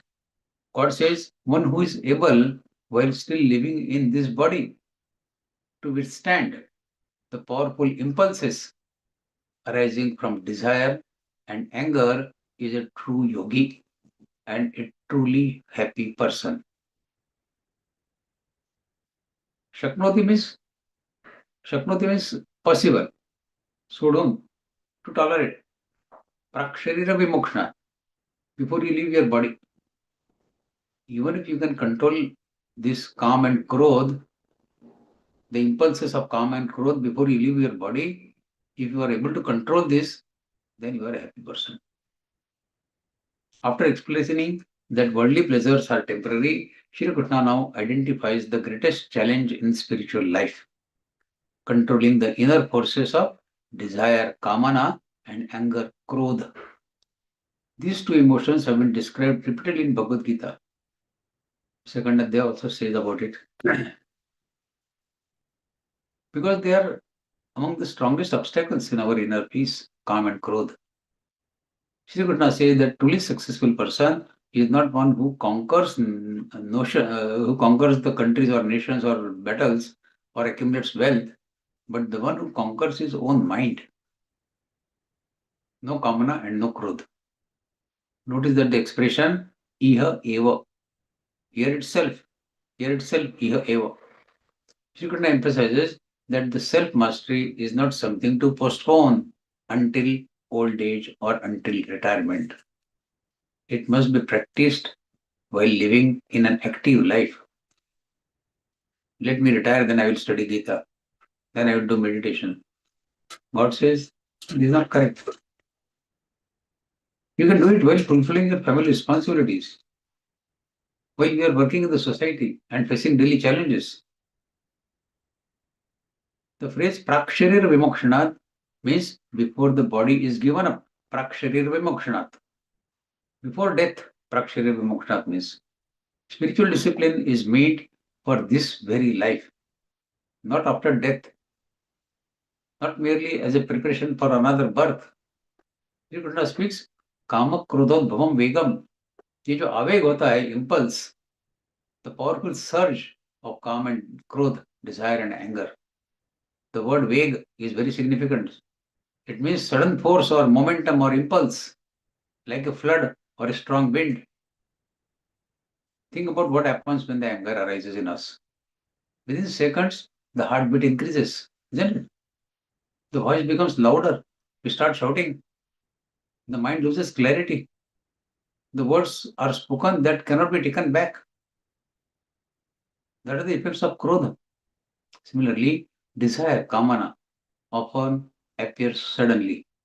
A person may see an advertisement, a luxurious object, or an attractive opportunity, and immediately develop an intense craving for that. If unchecked, that craving can cloud judgment and lead to poor decision making. Shri Krishna does not say that a yogi never experiences desire or anger. He does. He is also a human being. Such emotions naturally arise in every human mind. The difference lies in how one responds to it. The ordinary person is carried away by these impulses. The yogi observes them, understands them, and refuses to become their servant. Just as an experienced driver does not panic when heavy rain begins, but carefully maintains control of steering wheel. The wise person, he maintains control over the mind when emotional storm arises. The reward is remarkable. Shri Krishna says, Sayukta Sukhi Naraha. जिसको ये जम गया वो संयुक्त सुखी नरा है. Such a person is truly yogi and a true happy human being. Notice that Shri Krishna defines happiness not as possessing everything that one desires, but as being free from slavery to desires. If you can give up your slavery to desires, then you are Sasukhi Naraha. For family people, this shloka is extremely practical. Much of our conflict in homes arises from uncontrolled desires and anger. Arguments between spouses, disagreements between parents and children, workplace disputes, and broken friendships often result from speaking or acting impulsively. आवेग में हो जाता है सब, impulse में. Learning to pause before reacting is itself a form of yoga. A senior manager was known for remaining calm during stressful meetings in the company. One day, an important client unfairly blamed him in front of the entire team. Clients can speak any word, isn't it? Everyone expected him to respond angrily. Instead, he took a sip of water, remained silent for a few moments, and then politely said, "Let us first understand the facts before we decide who is responsible." After reviewing the documents, it became clear that the mistake had occurred elsewhere. Later, a young colleague asked, "Sir, how did you stay so calm when you were insulted in front of all of us?" The manager replied, "For years, I practiced one habit. Whenever I feel anger arising in me, I never speak immediately. I first allow my mind to become quiet. Most problems disappear in those few moments when I'm quiet." The colleague smiled and said, "Today, your silence saved both your dignity and the team's relationship with the client." That brief pause was an example of mastering Vega. That is what God is advocating in this shloka. Control your impulses. The powerful impulse of anger, control it. Prakshari mokshanat. So every day presents opportunities to practice this shloka for us. Gita gives abundant opportunities to us to practice itself in our daily life. We don't understand, unfortunately. Someone criticizes us. A family member disagrees with us. Traffic delays us. A colleague receives the promotion we wanted. In such situation, desire or anger begins to arise. Krishna teaches us to create a small space between impulse and action. Don't take impulsive action. Let there be a difference between impulse and action. Pratikar or pratisad, there should be a difference. Some practical methods are: pause before reacting. Take a few deep breaths. Offer a silent prayer mentally. Reflect before speaking. Ask yourself, will this reaction bring peace or regret later on? We speak something and then we regret ourselves, isn't it? Develop regular meditation, which strengthens our mastery over the mind. Gradually, these practices weaken the hold of desire and anger on us. Instead of being controlled by emotions, we begin to guide them with wisdom. So this is true freedom from calm and krodha. So this shloka teaches us that real strength lies in mastering oneself. The person who can withstand the powerful impulses of desire and anger, kama, krodha, bhavam, vegam, while living an active worldly life, is a true yogi. Sayukta sukhi nara. Such self-control leads not to suppression, but to freedom, inner dignity, harmonious relationships, and lasting happiness. Next shloka, 24. Yonta subhondara aramastadandar jyotirevayah sayogi brahma nirvanam brahma bhutodi gacchati. One who finds happiness within, delights within, and is illumined from within is a true yogi. Yonta sukhontara ramas tadhandar yogi. Having become one with Parabrahma in understanding, such a person attains Brahma Nirvana, the supreme state of liberation and eternal peace. Brahma Nirvana is our moksha. So, having explained the control of desire and anger in the earlier shloka, Kama Krodha Megam Sayukta Sukhinara, Lord Shri Krishna now describes the inner life of a perfect yogi. This shloka contains three beautiful descriptions of an enlightened person. Anta Sukha, one who finds happiness within. Not Bahya Sukha, Anta Sukha. Most people search for happiness in external achievements, in relationships, in wealth, in entertainment, in recognition. These sources certainly provide temporary pleasures, but they cannot provide permanent contentment because they constantly change in themselves. The yogi discovers a deeper source of happiness within himself, Anta Sukha. This does not mean he withdraws from family or from society. Rather, his peace does not depend on entirely on external circumstances. That is Anta Sukha. He enjoyed worldly blessings with gratitude, but remains content when circumstances are difficult. The inner happiness arises from the realization that the true self, soul, Atma is complete and ever blissful. I am Satchidananda. This is our name actually, Satchidananda. Second is Antar Sukha. Antar Sukha. Anta Sukha, this is Antar Sukha, one who delights within. Antaratma. Antaratma is taking delight within ourselves. The word Aramaha means delight, recreation, or resting place. Most people seek relaxation during vacations, during shopping, or during watching television, or getting active on social media or entertainment. While these have their place in life, Krishna says that highest recreation is found within. A spiritually matured person, he enjoys moments of silence that gives him good relaxation, meditation, prayer, scriptural study, or remembrance of God. He is comfortable within himself. He does not constantly need external situation to escape the boredom. Such a person, he can sit quietly. He likes his own company. He reflects deeply and experience profound contentment within. This inner delight makes him independent of endless distractions of life. Antar Jyoti, the one whose light is within. Normally we depend on external sources for guidance. That is light in life, no? We seek approval from society. We seek approval, validation from others, or direction from changing opinions. The yogi, however, possesses the inner light, Antar Jyoti, the light of discrimination, Viveka, born out of self-knowledge. His Antar Jyoti guides him what is right and what is wrong.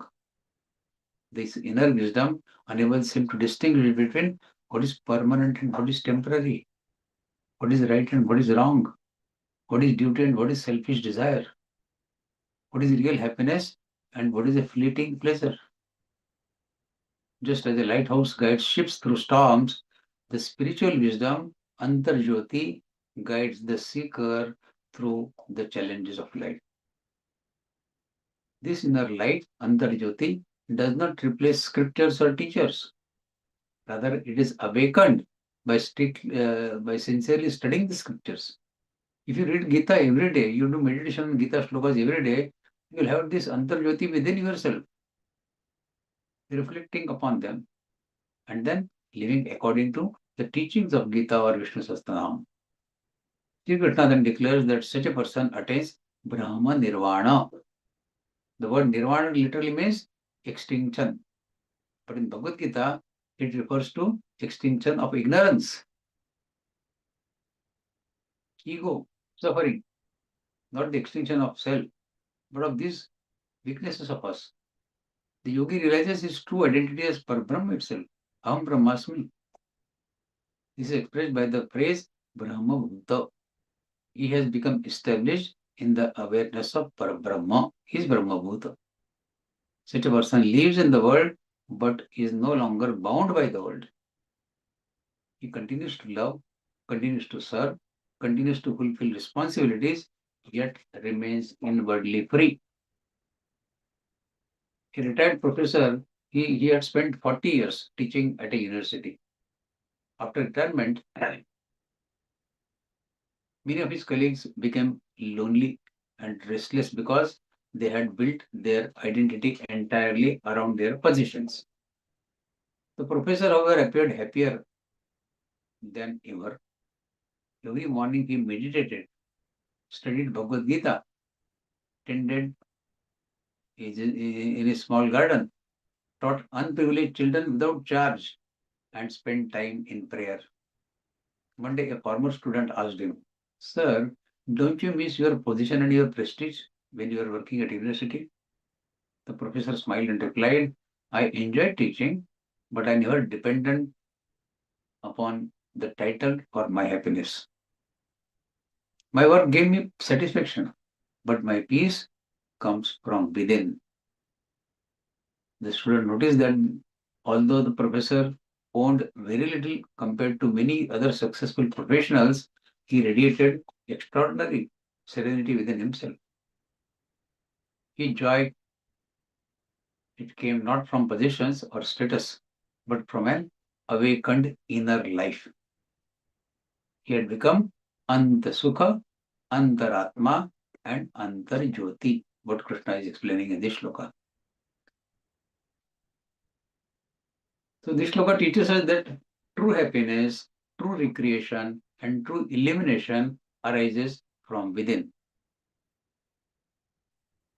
The person who discovers the bliss of the self no longer depends on changing worldly circumstances for peace of his mind.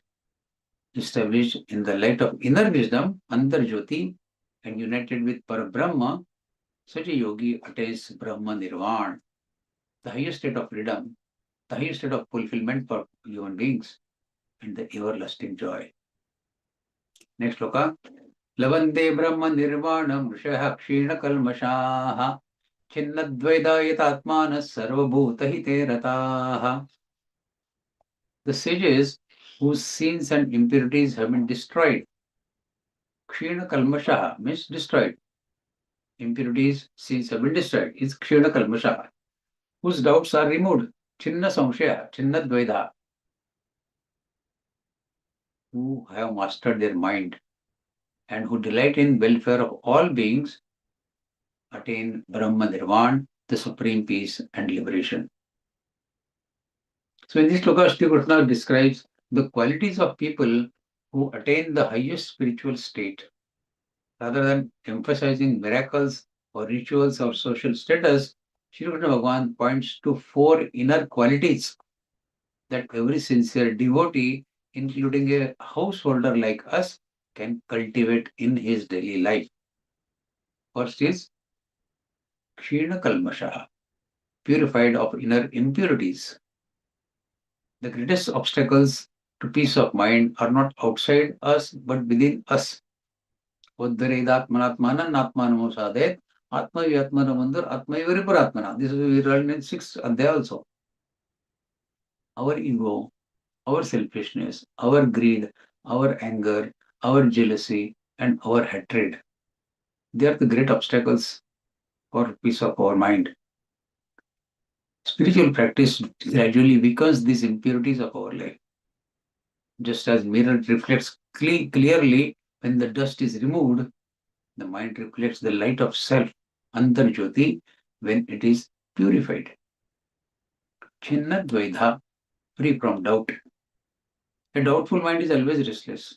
ये सही है कि गलत है, सही कि गलत है. It keeps asking, should I do this or should I do that? Is honesty worthwhile? Does God really care for me? Such confusion, it weakens our determination in spirituality. Through the study of Bhagavad Gita, reflection within ourselves, prayers and guidance from teachers, these doubts gradually disappear. A person who knows that righteous living is the right path, he gains confidence and inner stability. Chinnadvaida. Third is Yatatmana, self-control. Self-control does not mean suppressing our emotions. It means mastering them. A self-controlled person, he does not allow anger to dictate his speech. He does not allow desire to control his decisions. He responds thoughtfully instead of reacting impulsively. As I said, pratisad dijiye, pratikar nahi. Such mastery, it creates harmony in family life and earns trust of others. Fourth is sarva bhuta hite rata. This is important. Delighting in the welfare of all. This is perhaps the most practical quality of family people. Krishna does not say that a spiritual person must withdraw from society. Instead, he or she should actively contribute to the welfare of others. Sarvabhuta hite rataha. Helping a neighbor, teaching an underprivileged child, caring for elderly parents, protecting nature, donating charity, speaking kindly, or encouraging someone in difficulty are all expressions of Sarva Bhuta Hite Rataha. It does not mean financial help all the time. Even these things are Sarva Bhuta Hite Rataha.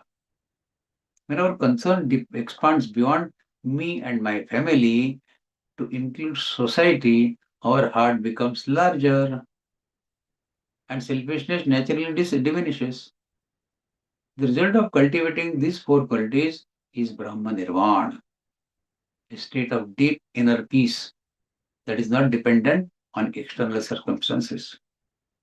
This peace begins here and now and culminates in moksha. Many stories are there, but we have no time. We'll quickly finish Next shloka. Kama krodha viyuktanam yatinam yata chetasam avito brahma nirvanam vartate viditatmanam. For those who are free from desire and anger, who have disciplined minds and who have realized the self, Brahma Nirvana is present all around them, both in this life and hereafter.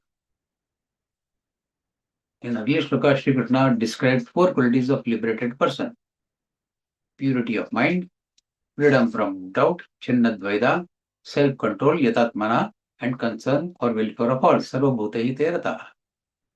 In this shloka, Krishna Bhagavan reveals fruit of cultivating these virtues. When you acquire these four virtues, which we discussed in earlier shloka, what do you achieve? This shloka begins with humanity, two greatest enemies of humanity, Kam and Krodha. Again, same. Shri Krishna does not say that all desires are bad. Desire for knowledge is good. Desire for self-improvement, of course, good. Desire for serving the society, excellent. Desire for realizing God are all noble aspirations. God does not condemn such desires. The desires he refers are self-centered cravings that make our happiness dependent on external objects. When such desires are obstructed, they often transform into anger.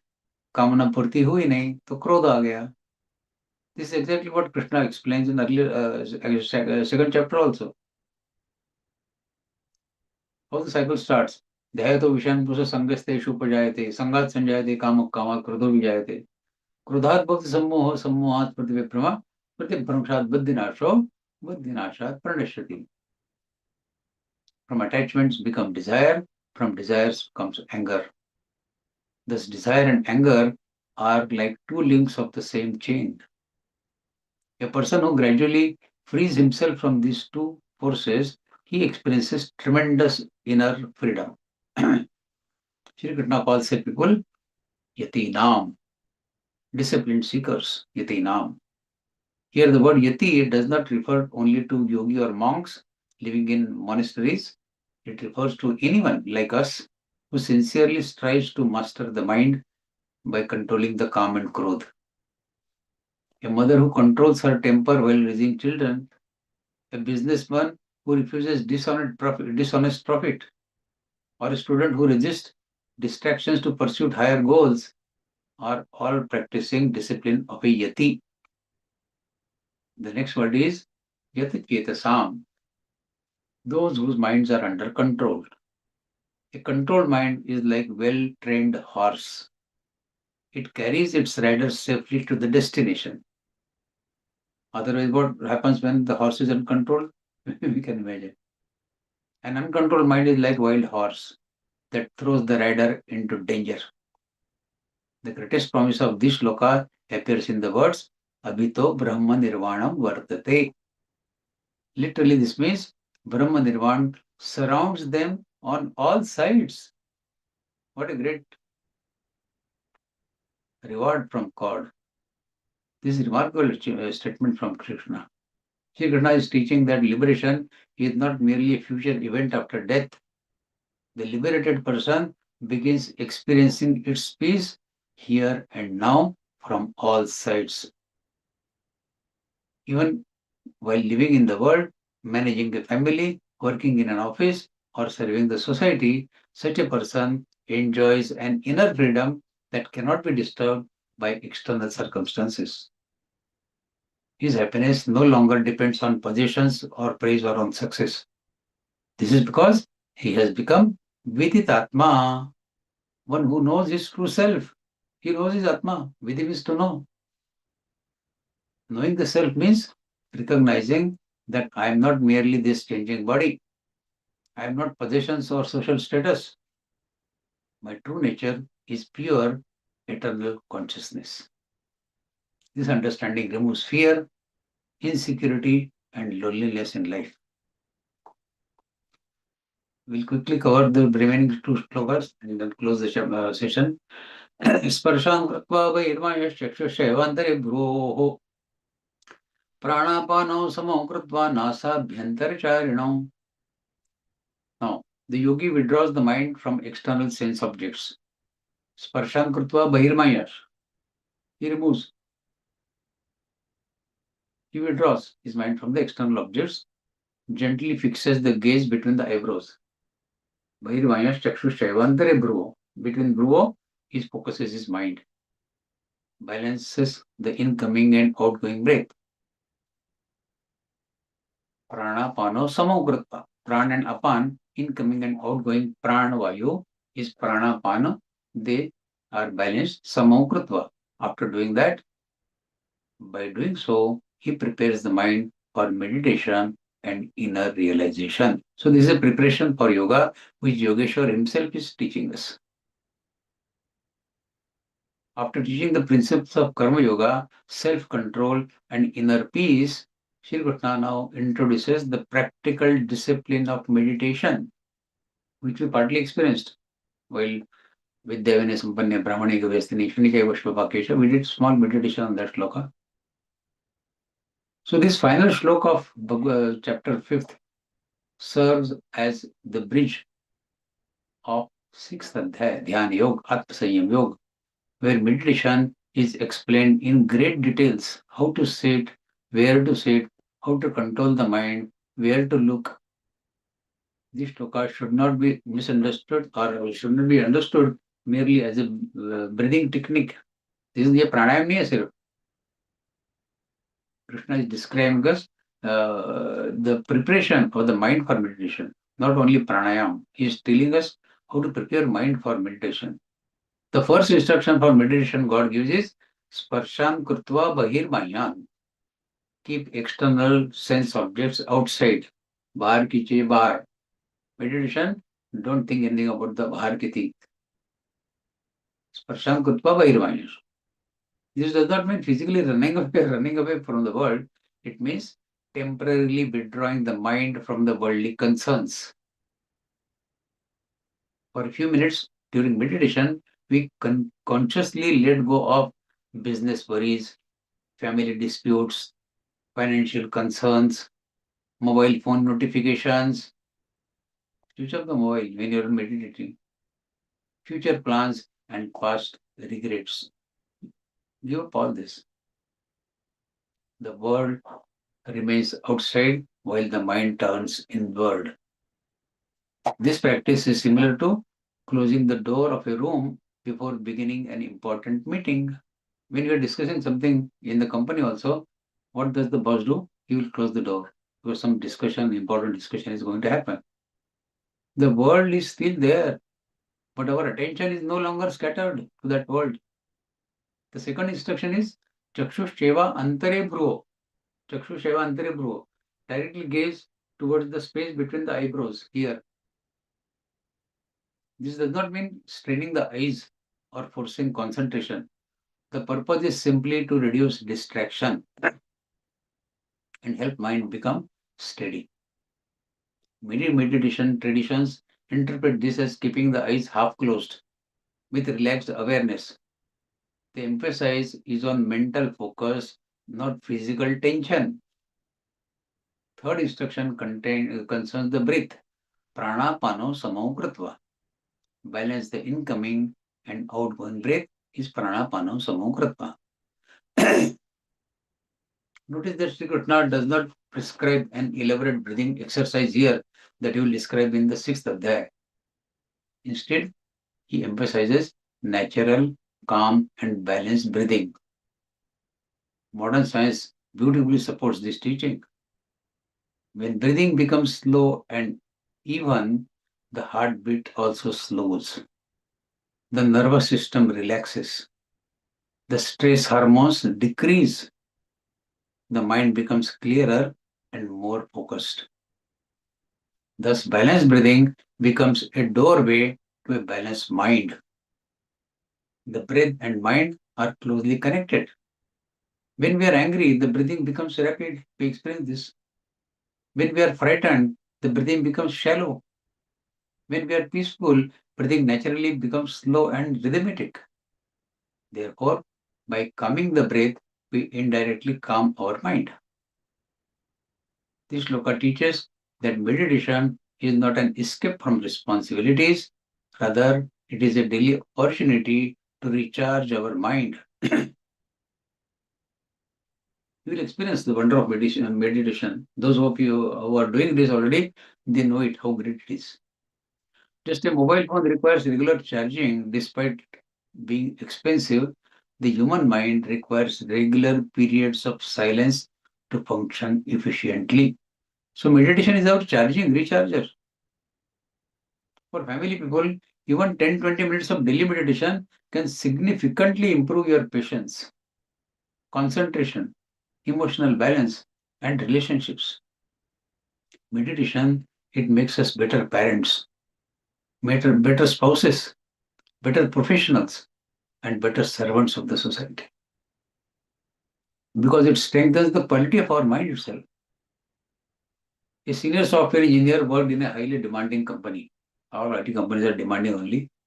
Every day he attended multiple meetings, handled deadlines, and solved complex technical problems. He noticed that he was becoming increasingly impatient with his family.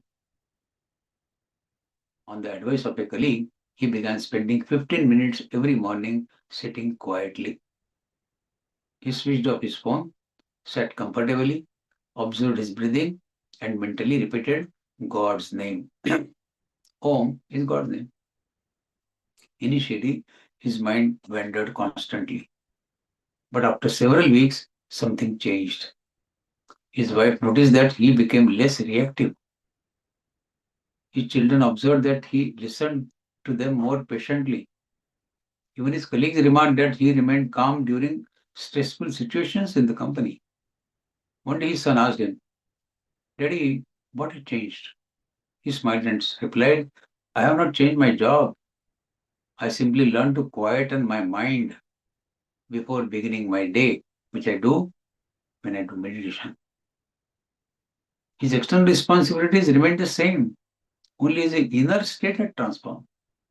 So the life lesson for us is our minds are constantly occupied these days with emails, social media, financial planning, family responsibilities, endless information. Krishna reminds us that a restless mind cannot experience lasting peace. Every day, give yourself a few minutes. Sit quietly. Observe your breathing. Withdraw attention from external distractions. Repeat God's name or meditate upon the self. Offer the coming day's work to the God. This simple practice gradually develops concentration, patience, clarity, and inner strength. Okay, next one or two shlokas. Yatendriyamana buddhir mudir mokshaparayanaha vigadesha bhayakrodo yasada muktaye vasaha. The sage who has mastered the senses, mind, and intellect, who is devoted to attaining liberation, and who has become free from selfish desires, fear, and anger, is truly liberated even while living in this world. So God is hammering one point again and again, that moksha is not something that happens after death. You can experience the moksha while living in this family life.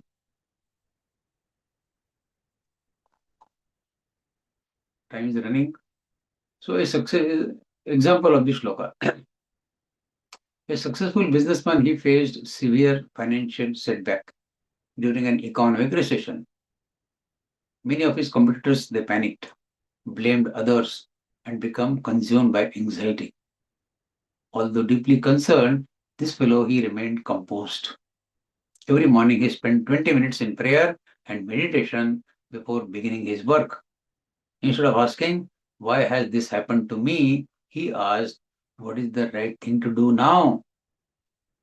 He treated his employees fairly, reduced unnecessary expenses, and personally met worried customers.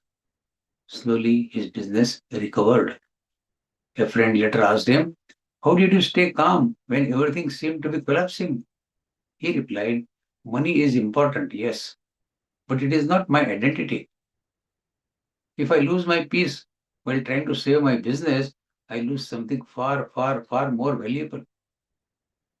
His real success was not rebuilding the company, it was preserving his inner freedom. If you maintain your freedom, you can create miracles. The life lesson for us is every day ask yourself, did my senses control me today, or did I guide them wisely? Did I make decisions with calm mind and clear intellect? Was my highest priority only worldly success or also spiritual growth? Did desire, fear, anger dominate my actions today? Did I remember God while performing my duties? Small improvements like this in your everyday life will gradually transform our character. Meditation, prayer, selfless service, chanting God's name, Namasmaran, and studying Bhagavad Gita, they strengthen our ability to remain balanced during life's challenges. Now the last sloka. Bhuktarayeta tapasam sarvaloka maheshwaram surdam sarvabhutana idnatma mam shantim richati. One who truly knows me as the ultimate enjoyer of all sacrifices. Bhuktarang yajna tapasam and austerities. Yajna and tap ka bhukta main hu. The supreme lord of all worlds, sarvaloka maheshwaram, and the selfless friend, Surud, is a selfless friend, hitachintak of all living beings, he attains lasting peace. Shantim Richati. So this is the concluding sloka of Adhyaya 5th, Karma Sannyasa Yoga. This is one of the most beautiful and comforting declaration from Krishna. After explaining Karma Yoga, Sannyas, renunciation, meditation, self-control, liberation, now Shri Krishna summarizes the entire chapter of Karma Sannyasa Yoga by revealing 3 truths about the God. Understanding these truths transforms not only our spiritual life, but also our daily life, daily family life. First is, God is the ultimate enjoyer. Bhuktarang yajna tapasam.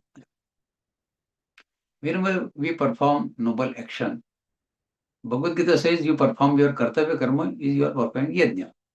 Our yajna does not involve fire and offering something in the fire. Our yajna is performing our kartavya karma is our yajna.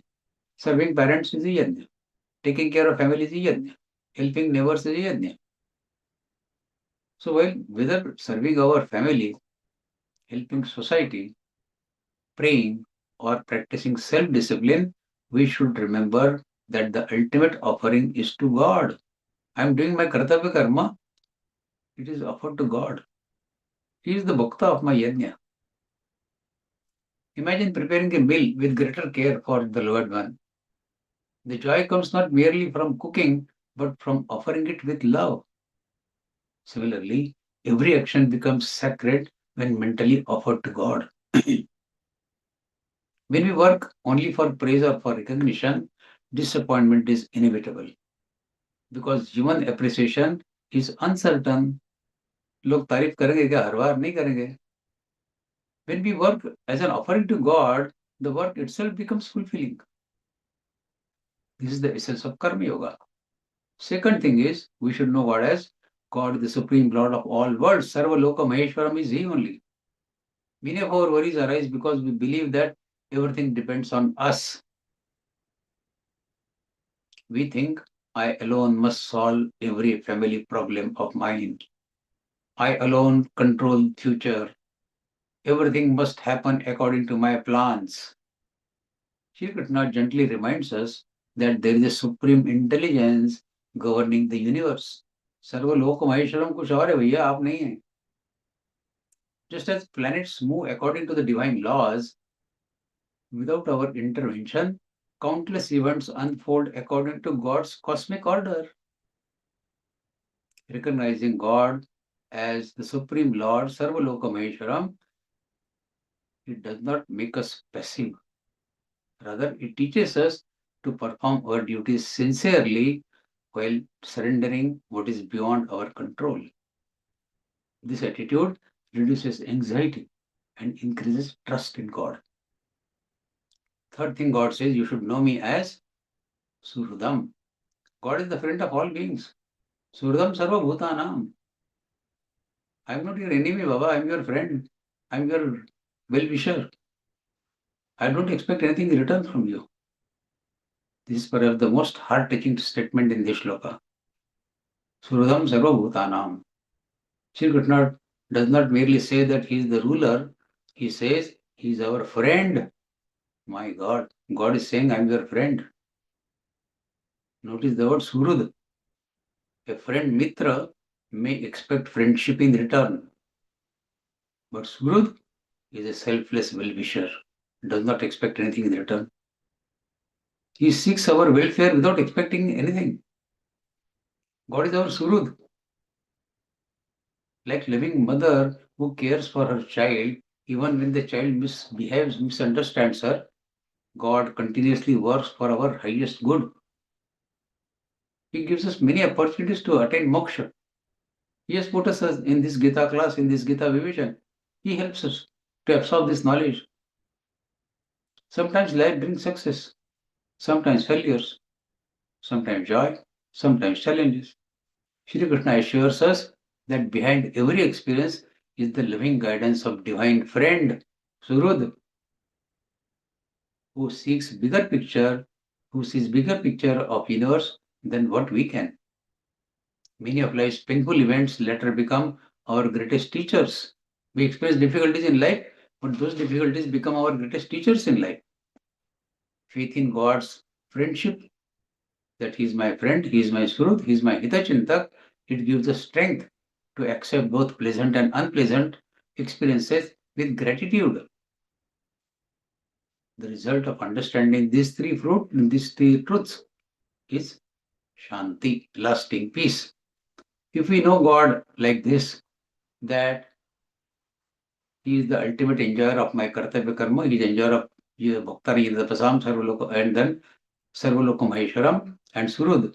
Knowing God in these three roles that He plays for us, many of life's painful events later become our greatest teacher, as I said. When we know God in these three roles, then we don't experience difficulties in attaining that eternal peace. The reward of knowing God in these three roles is, God says, Shanti Vrichyati. You attain eternal peace. Not temporary pleasure, but a deep inner peace that remains even when you are living active family life. A young woman, she worked tirelessly to care for her elderly parents while balancing a demanding career. There were days when she felt exhausted and unappreciated. One evening, she told her grandfather, sometimes I wonder whether anyone notices all these sacrifices which I make. The grandfather smiled and he said, perhaps people don't always notice, but every act of love, it reaches God. He is the Bhaktaram Yadnatapasam. When you care for your parents with a pure heart, you are serving Him, you are serving the God. And remember, God is not only your Lord, He is your greatest well-wisher. He is Surudam Sarva Bhutanam. These words changed her outlook. She stopped working for appreciation and began seeing every act of service as an offering to the God. Her responsibilities did not become lighter, but her heart became lighter. She had discovered the peace Krishna is speaking about in this shloka. So for us, the life lesson is, whenever anxiety arises in our life, remember these three truths which Krishna has said in this last shloka of 5th Adhyaya. Offer every action to God. He is the enjoyer of our Bhaktara Yadnatapasam. Trust that God governs that you cannot control. He is Sarvaloka Maheshwaram. And third, never doubt that God is your selfless friend. He is your Surud.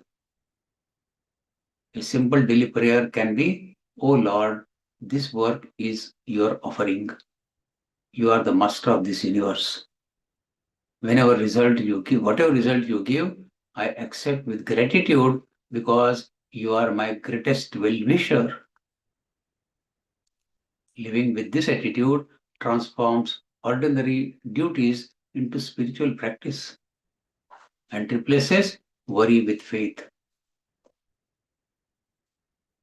Many more things to discuss about this Adhyay, but I am sorry, time is too much now. I will not hold you for more time. Thank you so much for your patience. Jai Shri Krishna to all.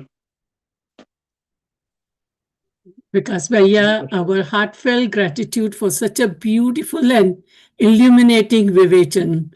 From today's beautiful Vivechan, let us take home two precious lessons from Bhagavad Gita, chapter 5. First, who is the true yogi? A true yogi is not the one who simply gives up the work. A true yogi performs every duty with sincerity while living in this life without attachment to the result, slavery to desires, keeping the mind calm and seeing the divine in everyone, which Bhaiya said so beautifully, Samadarshana, and inner equanimity with mastery over our mind. The second lesson which we learn is that the secret to living joyfully every day. Real happiness doesn't come from things outside. As Bhaiya said, having a iPhone, having a beautiful, up to date everything. It comes from a peaceful mind, self control with balance and disciplined mind, gratitude, remembering God in every action, with external and inner equanimity, and responding with intelligence and not reacting. Such a person remains cheerful in success and failure alike. We have to find our spiritual inner strength. Let us all try to practice all these teachings in our daily lives and make every day more peaceful, purposeful, and joyful. Now, we are now sharing the Zoom meeting link for all the seekers who are watching us on Facebook or on YouTube. We warmly invite you to join us on the Zoom and ask our questions directly from Vikas Bhaiya. Second, our IT team has introduced a wonderful new feature with a link of vivechan.learngeeta.com, which includes both the YouTube and the corresponding Zoom meeting links, which you can revisit your favorite Vivechan at your own leisure. Now, upcoming L1 batch starting from 7th August is there. Please come forward and make the pracharan, join your family, friends, and relatives so they can also take an advantage of Gita's teaching. This is a bit of a little humble thing towards our Gita. We are learning and we have to give back to the Gitas as well. Now we request all the sadhaks to please raise their hands and if possible switch on their video camera if you want to ask the question to Vikas Bhaiya. Request those who are watching this session through YouTube to please join our Zoom link should you wish to have your doubts clarified by Bhaiya. Yes.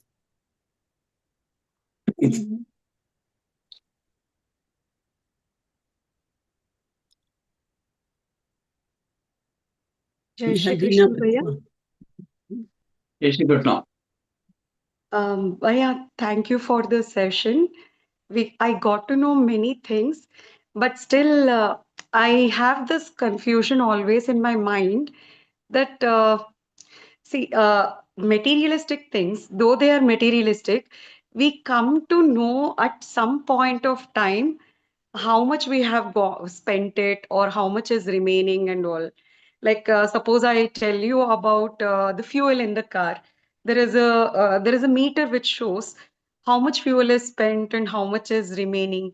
Like I can measure the temperature. I can know I'm in the normal body temperature and all. But in bhakti, how to like improvise ourselves? What are the benchmarks? Like, okay, I have reached one milestone. This is my next milestone. How to gauge ourselves and work towards it? When you are able to control your desire, you can assume that you are on the right path of spirituality. You have passed the first exam of spirituality. When you are able to control your desires. I am not saying you suppress your desire, but to think logically whether this desire fulfillment will take me closer to God or will take me away from the God. So every karma that we do in life, we should gauge it on this scale, whether this karma is taking me towards God or away from God. If this kind of habit we can cultivate in our day-to-day activities, we can say that I'm on the path of spirituality. Not only as we read in this book also, Kamakrodavittanam avegam. Avegam, impulse. We take impulsive actions without thinking pros and cons. So this particular yardstick we should apply to every karma, every thought. Because according to Gita, whatever comes to our mind is also considered as karma. Whatever you speak is also considered as karma. In 18th Adhyaya, God says, Shariravang mano bhiryat karma prarabhate naraha. Whatever you do by body, by vak means by vani, or by mind, is all considered as karma. So whether we are thinking, whether we are talking, or we are doing some physical karma through our body, we should always think whether this karma, this word, this thought in my mind is taking me closer to God or not. If we cultivate this habit and review our own character after 1 month, you will find a drastic change in your behavior, in your way of thinking. So this Svadhyaya is a must. Reading Gita shlokas is important, but absorbing the knowledge and getting it into your day-to-day behavior is what is required. And your question is very right. How to gauge that whether I am going on the right path or not?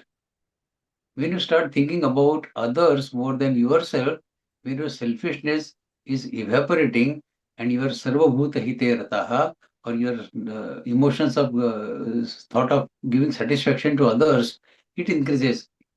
You can say that I am focusing more on the pleasure of others rather than my own selfish motive, self pleasure. This is what Gita teaches us. Normally, we are very selfish in our karma. Before you start the karma, you think, what will I get? Mujhe kya milega?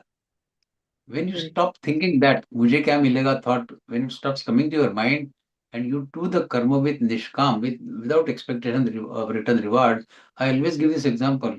God gives us opportunities in abundance every day to perform nishkam karma. We let it go because we don't understand the importance of nishkam karma, and we get bondage unnecessarily. Somebody is asking for help to cross the road, either we don't pay attention to him, or even if we pay attention and help him cross the road, we look at his face and ask for thanks from him. We expect thanks from him.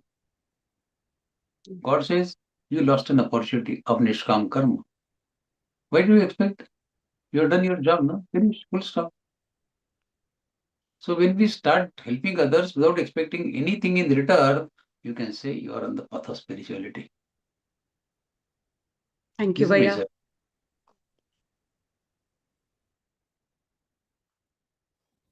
Any other questions, please? Bhaiya, Jai Shri Krishna, Bhaiya. Jai Thank you Shri for the Krishna. wonderful vivachan.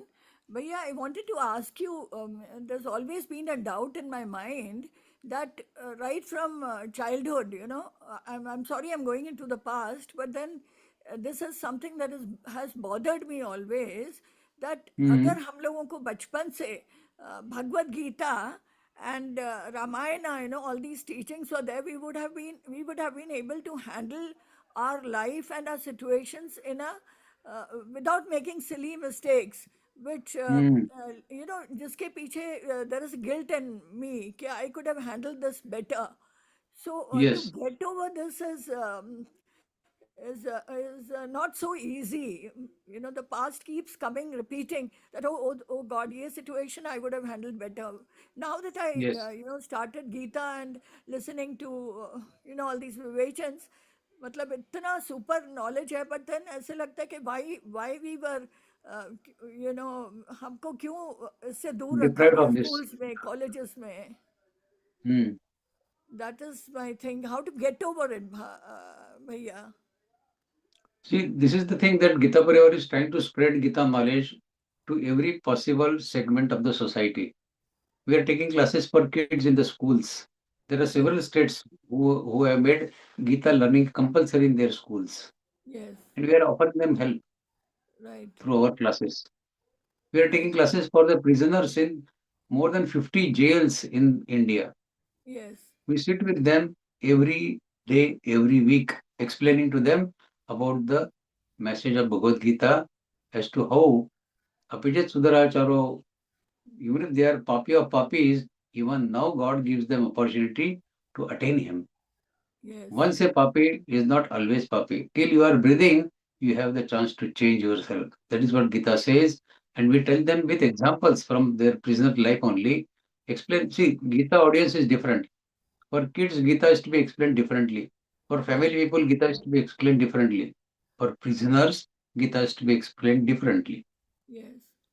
So we are trying our best to reach out to all these different segments of society and spread this wonderful divine message of Krishna to all of them. Now we Yes. are all lucky that we are all sitting together and discussing this, but our duty within our own limited scope is at least our family members, our son, our daughter, our granddaughter, our grandson, or our daughter-in-law, or our son-in-law, or our close neighbors, our friends, relatives, if we speak to them few words of Gita, that this is Yes. what Gita is, and encourage them to learn Gita, then we have done our job. Good. Everybody cannot offer 24 hours seva, but Right. at least this good words he can spread about Gita. With that, Krishna will be happy with you. Even if you attend, help us to get 10 sadhak to attend Gita Pariwar classes, God Yes. will be happy with you. But Priya, how to get rid of the guilt, that the situations were not handled as we could have when I listen and, dive deep into the shlokas of Gita. The wo guilt is so deep down that how can I get rid of it? See, whatever has been done cannot be undone by merely thinking about it or by repenting about it. The only thing is taking lesson from it, that that kind of situations again, if it emerges in my life, I will definitely act differently now. I will not Yes, commit the mistake which I committed in the past.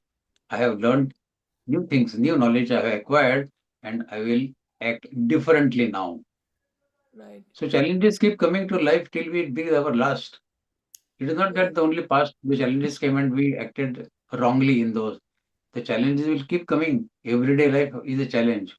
right, right. If our approach to those challenges changes with this knowledge that we are acquiring from Gita, then it is Yes, okay. Don't keep repenting about the past. See, when we discuss with prisoners, there are some murderers in that, some rapists in that. yes, Some people have committed heinous crimes. So yes, to teach them Gita with this principle, sometimes it's challenging. At least we are much better off than those people. right, We are right, not that bad. right. And God is giving opportunities to even to sinner of sinner most. I always give example of Valmiki. Yes, His name yes, was Ratnakar. He was a dacoit. He used to kill and murder and loot people. right. But when Narad Muni met him once and asked him, go to your family and ask, will they be able to share your sins that you are committing? When he Yes, went back, his family, they said, no, you are committing your karma. Why should we share your sins? yes, Then Ratnakar became Valmiki. right, right. So even a dacoit can become Valmiki. We are not dacoit, no? We can Okay, definitely become much better than what we are. right, So right, God gives us opportunities in abundance. He is very right, magnanimous. right, As we said today, he is Surud, he is our Hitachintak, he is our well-wisher. And he right, keeps giving opportunities to us till we breathe last. right, right. Vak Sharira Vimokshanat. He has said that before you leave your body, Yes, even in that moment, if you can control your calm and growth, you can yes, attain me. What more we want, right, isn't it? So right. never think about the past mistakes or guilt. Have guilt about whatever has happened. It Yes, will further affect your future growth spiritually. Get rid yes, of it. Jo ho gaya, so ho gaya. Forget about it. Move ahead. yes, Priya. Thank you, Priya. Thank you. Jai Shri Thank you. Krishna.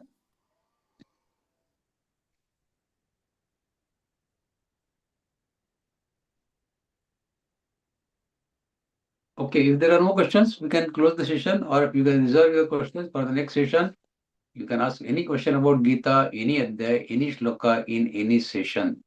There is no Bhaiya, we restriction that got you two could of ask. them. Bhaiya, we got two of them. Murali Bhaiya Oh, and yeah. me. Yeah. Yeah, yeah. Yeah, Jai Shri Krishna. Jai Shri Uh, Krishna. Bhaiya, I have a question related to Shloka 18. Does the Yeah. gunas, the three gunas, that is Sattva, Rajas, Tamas, do they have any influence on how we treat each beings? And also on to have a balanced mind in pleasant and unpleasant situations. These Hmm. gunas, do they play any role? Because we are born Yeah, with some gunas play. gunas. Yes, sir. Gunas definitely play a role in building our character. There are 3 adhyayas devoted to gunas only in Gita. Gunatraya Vibhaga Yoga, 14th adhyay, Shraddha Traya Vibhaga Yoga, 17th adhyay, and even many shlokas in 18th adhyay. They talk about Sattvic, Rajasi, and Tamasi. So God gives great emphasis on these 3 gunas of Prakriti because our behavior is controlled by these 3 gunas. So anytime we think about anything, anytime we do karma, we should observe ourselves whether I am under the influence of sattva or raja or tama. When we start studying our own thoughts, our own karma, our own speech on these 3 yardsticks of sattva, raja, tama, our karma starts getting better and better, more refined, more pious day by day. We act in impulse, with impulse, and without realizing whether we acted as Rajasi or Tamasi. When we start observing our own as a witness, we need to be witness of our own actions, our own words. When we start controlling this as a witness, then our future performance starts improving. At the moment, we don't control ourselves. We don't control our 3 gunas. 3 gunas are the main result for us to go in the bondage. 14th adhyaya says, Urdhva gachanti sattvastha madhye titthanti rajasa jagannyagunatistha adho gachanti tamasaha. Even Sattvaguna also puts under bondage of ahankar and jnana. Rajasi and tamasi, of course, put under bondage. God says you become gunatit. Get away from these 3 gunas. Unless you become gunatit, you cannot expect moksha.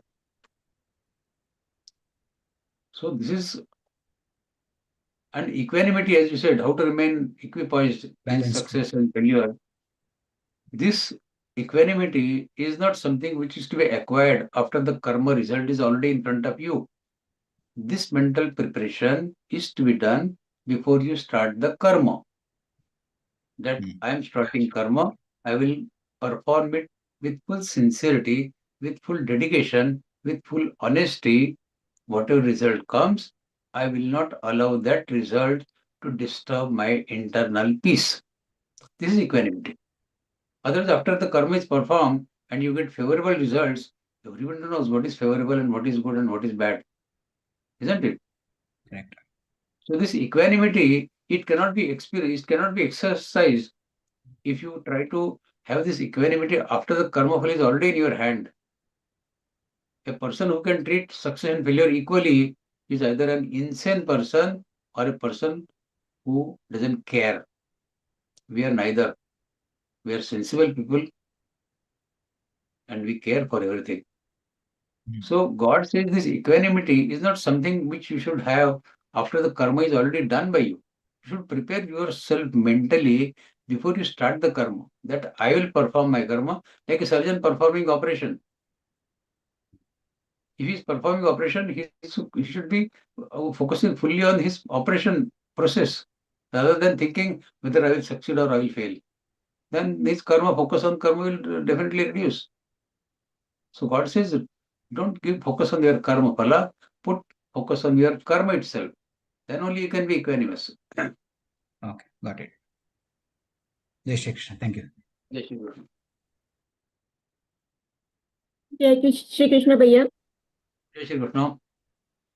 मुझे ये पूछना था, जैसे आपने बताया कि हमें संकुचित विचार नहीं करना चाहिए, लोगों के बारे में कंसर्न रहना चाहिए, लेकिन कई बार वो कंसर्न मतलब थोड़ा मिस्टेक हो जाता है और क्या इंटरफियरेंस के इसमें चला जाता है कि तुम दूसरों के लाइफ में क्यों इंटरफियर कर रहे हो, तो उसको कैसे डिफरेंशिएट करना है दोनों में?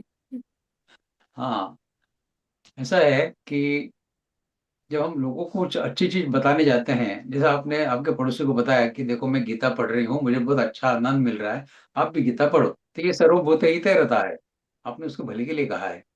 लेकिन वो बंदा, उसको कुछ विश्वास नहीं है अध्यात्म के ऊपर, वो बोलेगा आप आपका काम करो ना, मुझे क्यों बोलने आ रहे हो, आपको पढ़ना है किताब पढ़ो, मुझे क्यों बोल रहे हो आप, है ना? तो आपका सवाल ये है कि जो लोग ऐसा रिस्पॉन्ड करेंगे उनके बारे में कैसे फॉलो कर, सर्वभूत रहता है। We can demonstrate it to them through our behavior, through our words, through in our health. General भी मतलब लोग इंटरफियरेंस ले लेते हैं, किसी के बारे में कुछ भी हम अच्छा भी सोचे हैं तो लोग कहते हैं कि क्यों इंटरफियर कर रहे हैं दूसरों की जिंदगी में. No, you can tell them that we are not interfering in your personal affairs. We want to treat you as a fraction of God, and we want to let you experience the same pleasure which I am experiencing, divine experience after learning Gita.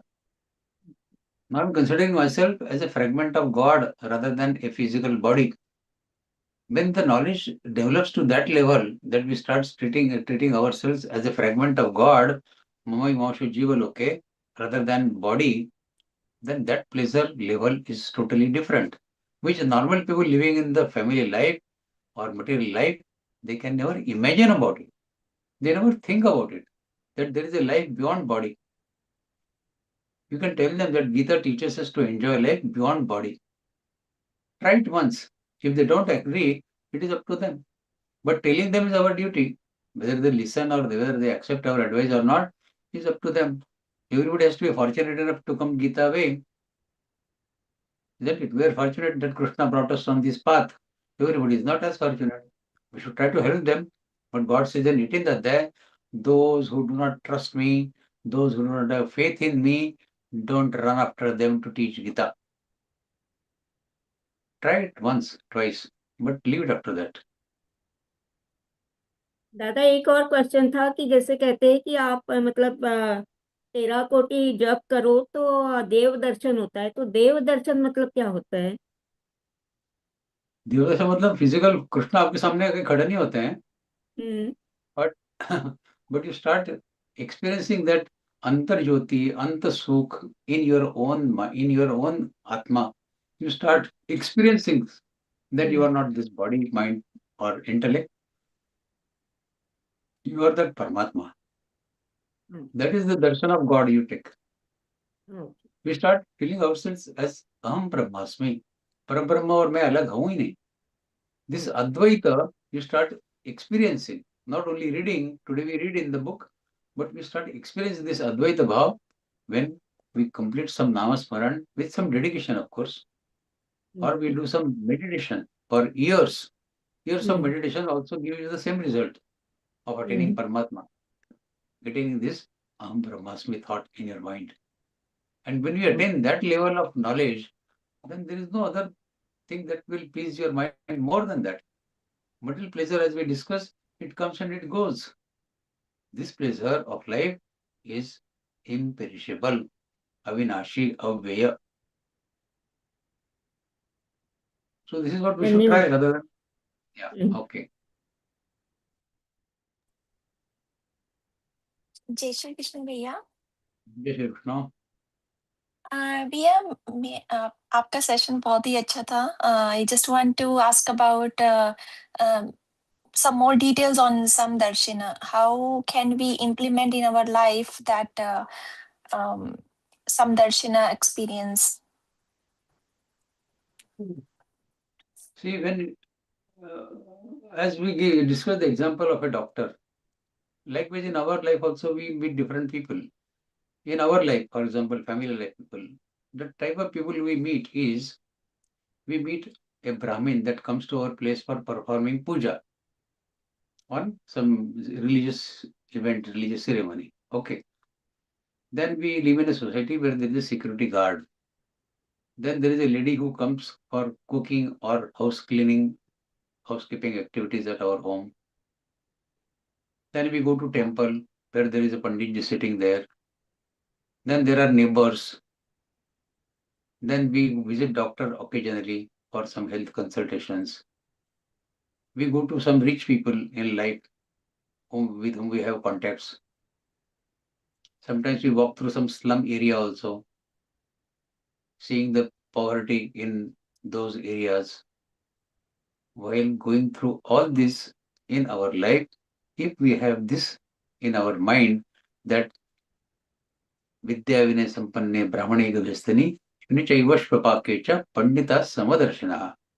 When we start looking beyond body and we start looking the same fragment of Paramatma existing in all of them, whether he is a Brahmin visiting our place for puja, whether he is a maid servant working with us, or whether he is a security guard, or whether he is a cleaning service guy who comes to clean our streets every day, then that is one indication that we have started learning Gita and we have started practicing to some extent, not fully, but to some extent. But these are all the uh, things which we should have in mind when we deal with them. Externally, all of them will be different. Their performance, their roles are different. When we have Satyanarayana Puja at home, we will not call a Shwapak or a person who is outcast. We will call a Brahmin only for performing puja. So that is their external role. But internally, all of them are same. That is the sentiment we should cultivate in our mind. That externally, everybody's roles are different. But inner, everybody is same. Everybody is the fragment of God. That is what Gita Right. is. Right. So when we say that when we are looking at somebody, like even in our family members also, that we should not have any sort of I don't know how to explain that, but like no expectation from them. Rather, leave those leave that to God, right? That again, that phala, right? We should not be expecting that. Okay, I did this thing, and I need something in return, or like, for example, I am doing some chores and I am taking care of kids. At the same time, I'm sometimes get some expectation that my husband should also be helping in some aspect. Now, am I thinking wrong here? Because here the expectation is arising. No, expectation is not wrong. Expectation is not wrong. When you are doing hard work for your family, to expect that your husband also supports you in performing those tasks for the family, this expectation is well justified. The only problem arises when your happiness depends on agreement by your husband or not. If the husband agrees with your demand, then you will be happy. If he says, I have no time, I'm busy in my own job, in my own business, and then he will become depressed or unhappy that my husband is not paying attention to my request. When your happiness depends on his yes or no, that is where the problem starts. Making request is not a problem, but we should not depend on his yes or no. We should be equally happy if he says yes. We should be equally happy if he says no. That is the message of Gita. In today's shlokas, what we have learned. Okay. Our So happiness. if we don't if I don't put any expectation in that regard, let's say he says that, yeah, I'm busy, I don't have time to do this stuff, I'm already, you can see that I'm busy here and there, but then and then I leave it as it is, but then that becomes a pattern where he leans over all the task on me and not doing contributions. So how justified will that be? You see, ऐसा कितनी बार होगा? How many times he will decline your request? Once, twice, thrice. One day Okay, he so will realize how that differently? I am doing too much. One day he will realize, or he will offer some other help to you. I have If he internet himself connection. cannot help you, then he will hire somebody to help you Am I out. audible now? Sorry, I lost the connection in between. Okay. So what I was telling you is how many times he will decline your request of not helping you out. Once, twice, thrice. Ultimately, he will get pity on you. अरे मुझे रोज बोल रही है मेरे रोज मना कर रहा हूँ. This is not correct. One day his conscience will awaken, isn't it? We are all human beings. Right. And we are not only Rajasic and Tamasic. The Sattvic Bhav does come in our mind at times. So I'm sure the love will wake up in his mind one day and he will say, okay, today I will help you out. What should I do? Tell me. Right. That day will come, definitely come. But don't allow your happiness to depend on that. That is what you have. Right. Right. Yeah. So that's where the expectation comes, right? Like, don't expect on the outcome of the request, right? Request. Yeah. Correct. Okay. Got it. Thank you so much. Thank you. Thank you.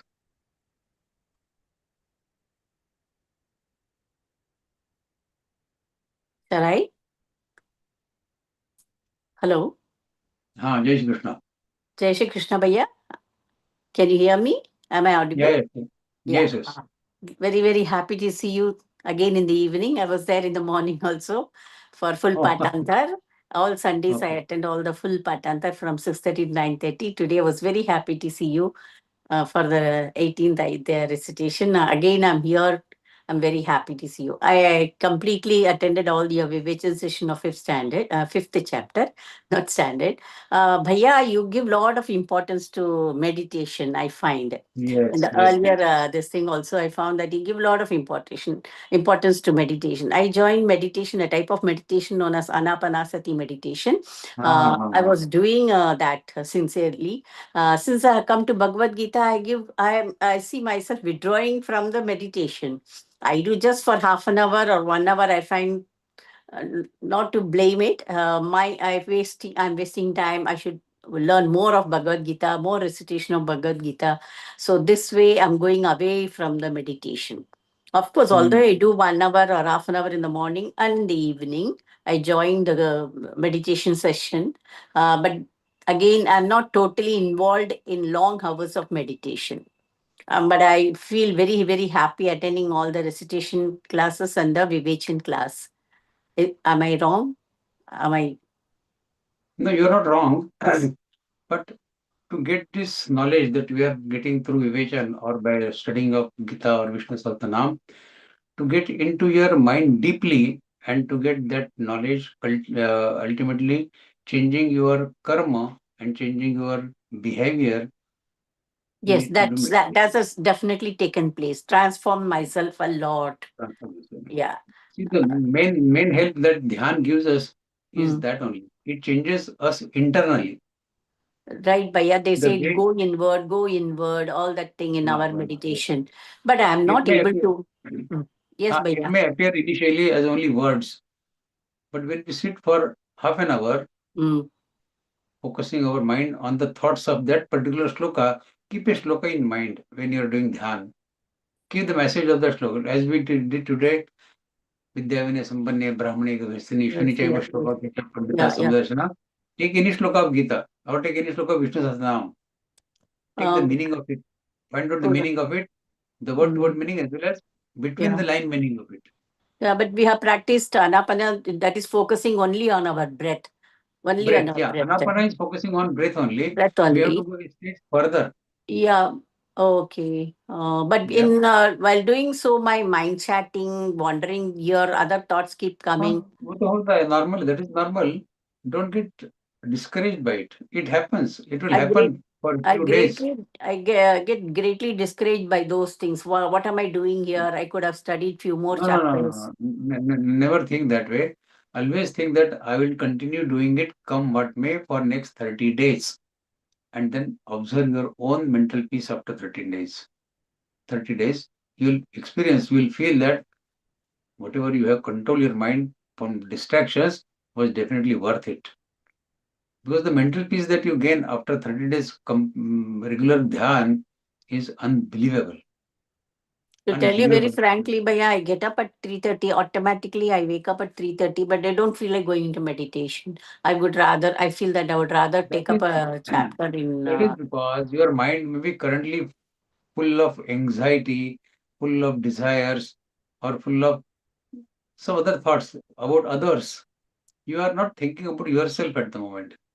The moment you start thinking yourself, I Mm, mean your own self, not your body, mind, I intellect, got it. but I your got it. own self, yeah, Mm, in your inner self, yeah. then these thoughts of not liking meditation will go Mm, off.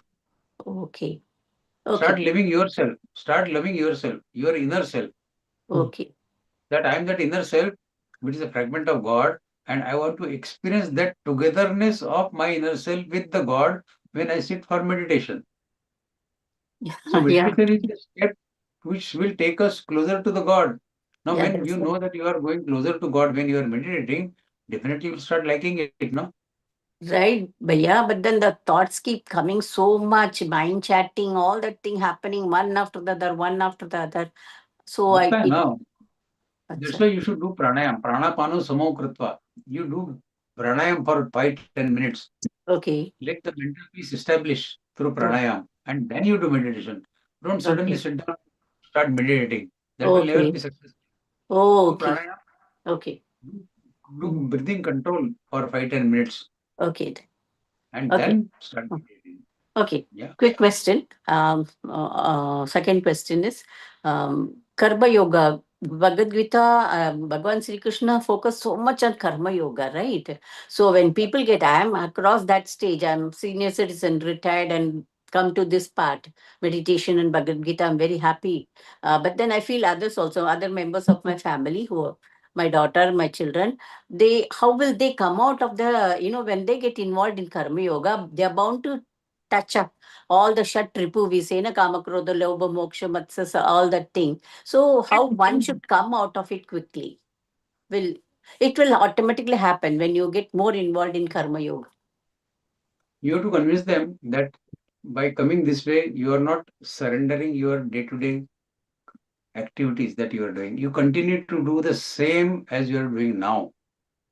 You are doing a job, continue to your job. You are doing cooking, continue doing cooking. No change in your karma at all. Keep watching movies, keep watching movies. Watch TV, watch TV. Go for a walk, go for a walk. Go for a restaurant for dinner, go there. Gita doesn't say you stop all this. Okay. Gita says Mm. the way you are looking at this as a source of pleasure, Mm. that vision will change. These are Okay. temporary things that you start realizing. Yes. When you start Okay. realizing these are all temporary things, then you will aspire to attain something which is eternal, which is permanent. So never give up enjoying life. Gita doesn't say don't enjoy the life. As I said, Shri Krishna himself enjoyed his life. So how you can tell us that don't enjoy your life? Yeah, The right. only way he asks us to is don't depend on that temporary happiness for Mm. eternal Yeah. happiness. Yeah. That will never give you eternal, permanent happiness. Look for Yes. permanent happiness. This small happiness, keep enjoying. It will stop.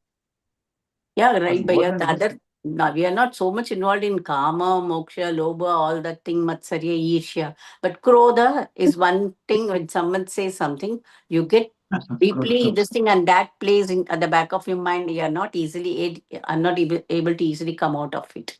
come out of Krodha, right? Krodha. I But know this is that the Bhagavad Gita says no, you have to control yourself, control your indriya. I agree. Although I do it, but then I am not able to completely within second, within a day, it lingers in my mind, plays at the back of my mind for some time, quite some time. see, when you consider it as your enemy number one, suppose you get angry very quickly, then consider it as your enemy number one, which is stopping you from meeting Shri Krishna. Krishna is waiting in other room for you, Okay. and this Krodh is obstructing your way of going to Okay. Krishna. Okay. Good idea. Good thing. Good thing. Yes, yes. Yeah. Consider it that way. Okay, baby. Thank you Yeah, so consider much. it as an obstacle. Yeah. Thank you so much. जय जय श्री कृष्ण भैया जी। जय श्री जय कृष्ण श्री कृष्ण जय श्री कृष्ण जी। मैं ये पूछना चाह रहा था कि जो ये इस अध्याय में जो लास्ट के कुछ श्लोकों में ये जो तीन शब्द अलग अलग आ रहे हैं, ब्रह्म निर्वाण, ब्रह्म हाँ निर्वाण, मुक्ति और मोक्ष, तो ये हम्म तीनों क्या एक ही हैं या इनमें कुछ अंतर है? मैं ये थोड़ा नहीं, इसमें समझना कोई अंतर नहीं है। इनमें कोई अंतर नहीं है। Brahma nirvana is that moksha only, and param shanti is also that moksha only. See the shanti, param shanti is that shanti only which is undisturb, which is अव्यय, अविनाशी, indestructible, imperishable. तो So ब्रह्म ये तीनों शब्द एक दूसरे के पर्याय हैं क्या? फिर ये तीनों हाँ शब्द पर्याय है। ब्रह्म निर्वाण, परम शांति एक दूसरे के पर्याय है। तो भैया जी, जैसे नॉर्मली सामान्यतः तो हम मोक्ष को मरणोपरांत कहते हैं कि भाई भगवान इनकी आत्मा को मोक्ष हाँ, करे। तो ये भगवान इस अध्याय में परमात्मा ने यही कहा है कि मोक्ष की जो भावना है आपकी, कि मोक्ष मिल गया, मीन्स आपको क्या, आपका स्वर्ग प्राप्त हो गया क्या? गीता कहती है कि स्वर्ग की प्राप्ति भी मोक्ष नहीं है। It is also two way traffic. After your पुण्य कर्म are exhausted, you would again come back to this life of birth and death. So long as your punya is supporting you, you can enjoy that heavenly pleasures.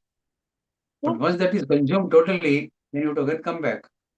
But when you get moksha, then you become a part of God itself. He gets you rid of this cycle of birth and death. And Gita teaches us to attain moksha, not mukti. Mukti is different, moksha is different. हाँ। तो भैया जी मैं वही बात कर रहा था कि मोक्ष को हम ये मानते हैं कि जब जन्म और मृत्यु के चक्र से मुक्ति मिल जाती है तो उसको मोक्ष, ऐसा मैंने सुना है, उसको मोक्ष कहते हैं। नहीं, ट्रेडिशनली जो आप कहते हैं सही बात है, लेकिन परमात्मा इसमें कहते हैं कि मोक्ष मतलब परमात्मा के निकट होना या परमात्मा के गुण आत्मसात करना, ये भी मोक्ष ही है ना। जैसे हमने आज कुछ लोग पढ़े कि निर्दोषम सर्वभूतानाम, निर्दोष, परमात्मा का एक गुण है निर्दोष और इक्वेनिमिटी, सबके साथ इक्वेनिमिटी से रहना, और निर्दोष मतलब सबको सर्वभूत हित रता रहना।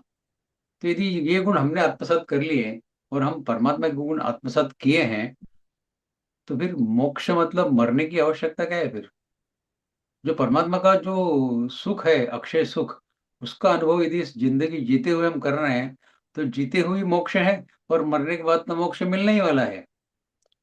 लेकिन मरने के बाद ही मोक्ष मिलेगा इससे जरूरी नहीं है। जीते जीते भी यदि एक गुण जो परमात्मा ने कहे इस अध्याय में, वो यदि आत्मसात किए हमने, तो जीते जीते भी हम मोक्ष का अनुभव ले सकते हैं। हमारा मरण अभी हुआ नहीं है, लेकिन मोक्ष का अनुभव इस जिंदगी में भी ले सकते हैं। अगर हम चाहते हैं कि भाई हमें पुनर्जन्म से मुक्ति मिल जाए, तो फिर वो स्टेट क्या अलग है क्या? फिर वो दैट स्टेट ऑफ, नहीं, वो स्टेट तो मिलने ही वाली है साहब, वो तो स्टेट मिलने ही वाली है। when you are enjoying moksha, when you are living this life, definitely the moksha is waiting for you after the death. But God says don't wait for your death, you can attain moksha before death. After death, of course, you will get moksha, but you can enjoy the benefits of moksha before death also. That's why iheva there is a sargo yasham samyasitam mana. In this world itself you can get this. That is what God has repeatedly said. जीवन में जो मोक्ष हमें मिल रही है इसके इन श्लोकों के अनुसार, और जो मरने के बाद जो मोक्ष की स्थिति है, वो दोनों भी क्या सेम है या उनमें भी कोई अंतर है? उसमें अंतर है, उसमें अंतर यह है कि ये मोक्ष हमको जो मिला है, वो मोक्ष की प्राप्ति के साथ हमको हमारी जो जिंदगी की जवाबदारियां हैं वो भी निभानी पड़ती हैं।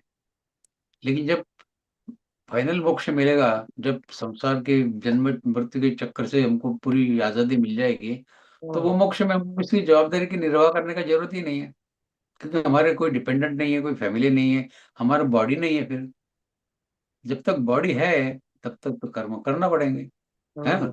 बॉडी है तो बॉडी के रिलेटिव्स हैं, बॉडी है तो बॉडी के फ्रेंड है, पड़ोसी है, जग में रह रहे, संसार में रह रहे हैं, तो संसार के जो बंधन है उनका पालन तो निर्वाह तो करना पड़ेगा, जवाबदारी निभानी पड़ेगी। तो ये मोक्ष जो है, ये हमारा मानसिक मोक्ष है, मेंटल मोक्ष है। जो जन्मोत्तर के चक्कर से मोक्ष दिलाने वाला है, वो मरणोपरांत में प्राप्त होने वाला अवार्ड है हमारा। लेकिन ये अवार्ड हम जीते जी भी एंजॉय कर सकते हैं, प्रोविजन परमात्मा की गुण आत्मसात कर ले तो। भैया जी, जैसे आपने बीच में ये भी बताया कि श्लोक में कि हर्ष में जो प्रिय वस्तु मिल जाए तो ज्यादा हर्षित नहीं होना चाहिए, अप्रिय मिले तो ज्यादा उसका कोई शोक नहीं होना डिप्रेशन नहीं जाना चाहिए। हाँ, हाँ। भैया जी, जैसे कोई भौतिक वस्तु मिले ना मिले उसमें तो फिर भी हम अपने आप को कंट्रोल कर सकते हैं, लेकिन कई जैसे क्या होता है भैया जी, जैसे कोई आपका, if you lose your family member, तो वो जो एक पेन होता है व्यक्ति को, उस समय कैसे हैंडल करे, वो उस पेन को कैसे हैंडल कर सकता? सी व्हेन दिस यूनिट, ये देखिए, ये संसार पूरा ही अस्थिर है। अस्थिर मतलब टेम्पररी है। व्हेन समबडी टेक्स बर्थ, तो उसका जाना निश्चित है, सब लोगों को जाना है ना। तो when some close relative of yours he passes away, we get disturbed mentally, yes, of course, because we have long association with him or with her, and getting mentally disturbed for some time is justified. We are all human beings. Krishna also wept in his life when he met Sudama after a long time. He also expressed his emotions. So expressing emotions is not wrong, but getting totally bondaged by those emotions and considering that this is the only thing for which I am living my life is wrong.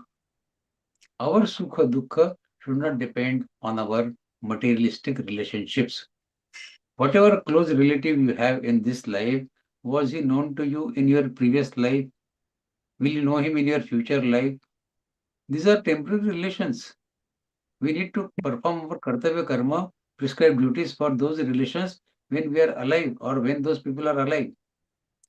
When either they are not there or when we are not there, our relations totally ends. It is a temporary relationship. भैया So, जी, so long as, आपकी yeah, प्रश्न और mind में आता है कि आप जैसे कह रहे हैं कि ये सब टेम्पररी रिलेशंस हैं और जब वो जी, साथ छोड़कर चले जाते हैं तो वो relationship that ends. yes, yes.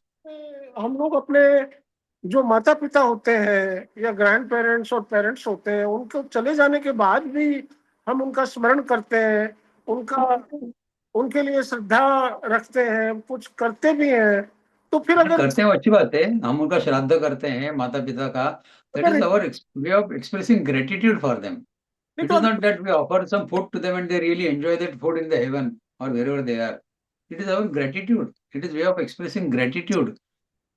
नहीं तो अगर वो रिलेशनशिप अगर है ही नहीं तो फिर वो तो फिर निरर्थक हो गया ना, फिर वो नहीं निरर्थक। नहीं, relationship नहीं है मतलब we have no physical relationship with them. Do you see your parents now? We don't see parents now. They are already gone. Are we performing any kartavya karma describe when our parents are alive? We take care of their food requirement, their health requirement, their residential requirement, everything we do for them. When they are no more there, what do we do? Can we do anything for them? Performing kartavya karma when they are alive is different than performing shraddha for them when they are not there. Performing shraddha is a way of expression of gratitude for them that they brought us to this life, and because of that you are capable of performing some spiritual sadhana for attainment of God. For that you are expressing your gratitude to your parents. But when they are alive, then you have to perform many more responsibilities in life. So your temporary, what I say, relationship is temporary with any relatives, including parents or spouse, is in this way. That after either we are not there or they are not there, we are not connected then. They might have acquired a different body. They are living happily thereafter. So we are expressing gratitude only there, and we should close at that only. That's why many people they suggest that don't even keep photos of dead people in your family. You are unnecessarily binding them.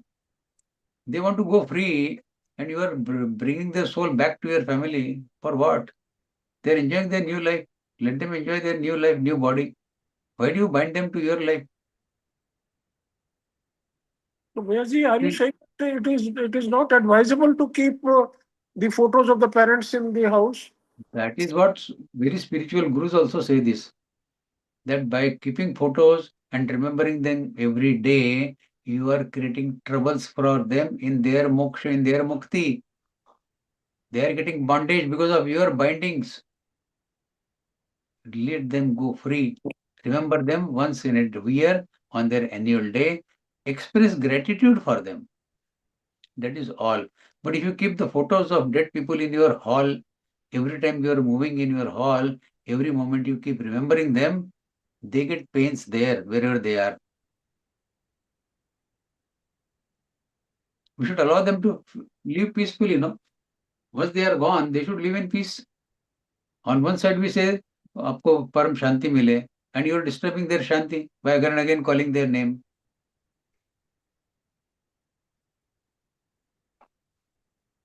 So this is what people say, that keeping photos of dead people every time and disturbing them is not a right thing to do. Respect them, of course, yes. But if you keep in front of your eyes, first of all, your path of spirituality gets totally blocked, disturbed, because your focus is again and again going on them. Is it going to serve any purpose? Are you going to meet them again if you remember him every day? It's not going to serve any purpose. Whatever has happened has happened. We can't undo it. It is putting bondage for them. It is creating bondage for us also.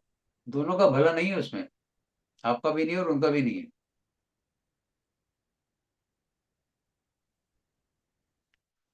Okay, any other questions, please? No. Gratitude is not merely a word, it is a heartfelt feeling that fills our relationship with warmth, respect, and sweetness. First and foremost, we offer our gratitude to Bhagavan Shri Krishna. We express our heartfelt gratitude to revered Swami Shri Acharya Govinda Giriji Maharaj, whose blessings made the successful conduct of today's program possible. Now, our sincere thanks to our respected Vikas Bhaiya for explaining every concept so beautifully and simply. Now, thanks to Sadak. Above all, we sincerely thank all of you, our fellow seekers and our participants, for joining us enthusiastically, actively participating and making today's program a great success. Now, thanks to the tech team for successfully managing today's program on Zoom as well as on YouTube. Now I request Pinaki Jana Didi from Howrah to kindly lead us in the closing prayer. Didi is a retired teacher with diploma in civil engineering, now self-employed. Her interest is in holy book education.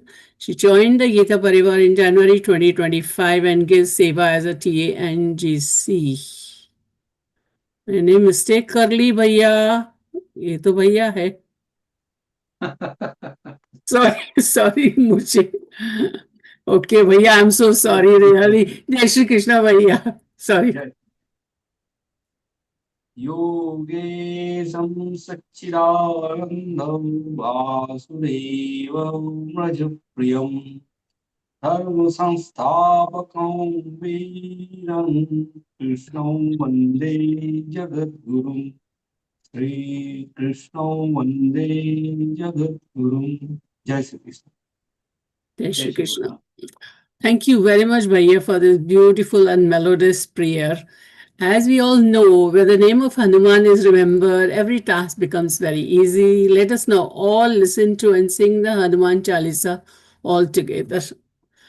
Jai Shri Krishna, and we'll see you in the next session. Jai Shri Krishna. Let's wait till the Hanuman Chalisa goes on.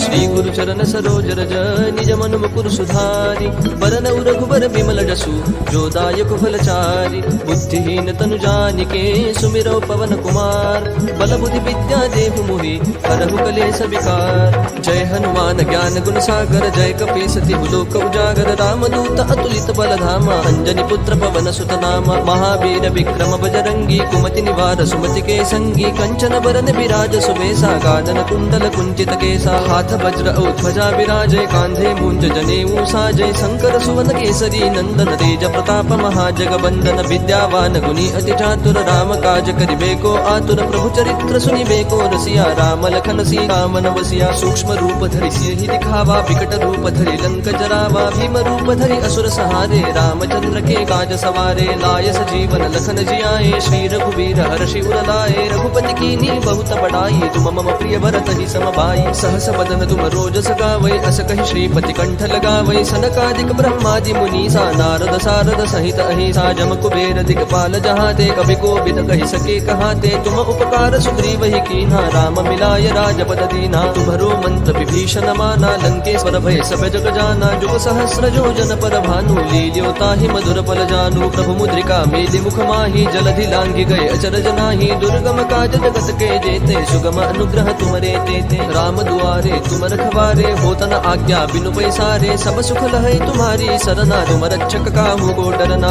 आपन तेज समारो आपै तीनों लोक हाकते कापै भूत पिशाच निकट नहीं आवै महावीर जब नाम सुनावै नासै रोग हरै सब पीरा जपत निरंतर हनुमत बीरा संकट ते हनुमान छुड़ावै मन क्रम वचन ध्यान जो लावै सब पर राम तपस्वी राजा जिनके काज सकल तुम साजा और मनोरथ जो कोई लावै सोई अमित जीवन फल पावै चारों जुग प्रताप तुम्हारा है प्रसिद्ध जगत उजियारा साधु संत के तुम रखवारे असुर निकंदन राम दुलारे अष्ट सिद्धि नो निधि के दाता असबर दीन जानकी माता राम रसायन तुम्हारे पासा सदा रहो रघुपति के दासा तुम्हारे भजन राम को पावै जन्म जन्म के दुख बिसरावै अंत काल रघुवर पुर जाई जहाँ जन्म हरि भक्त कहाई और देव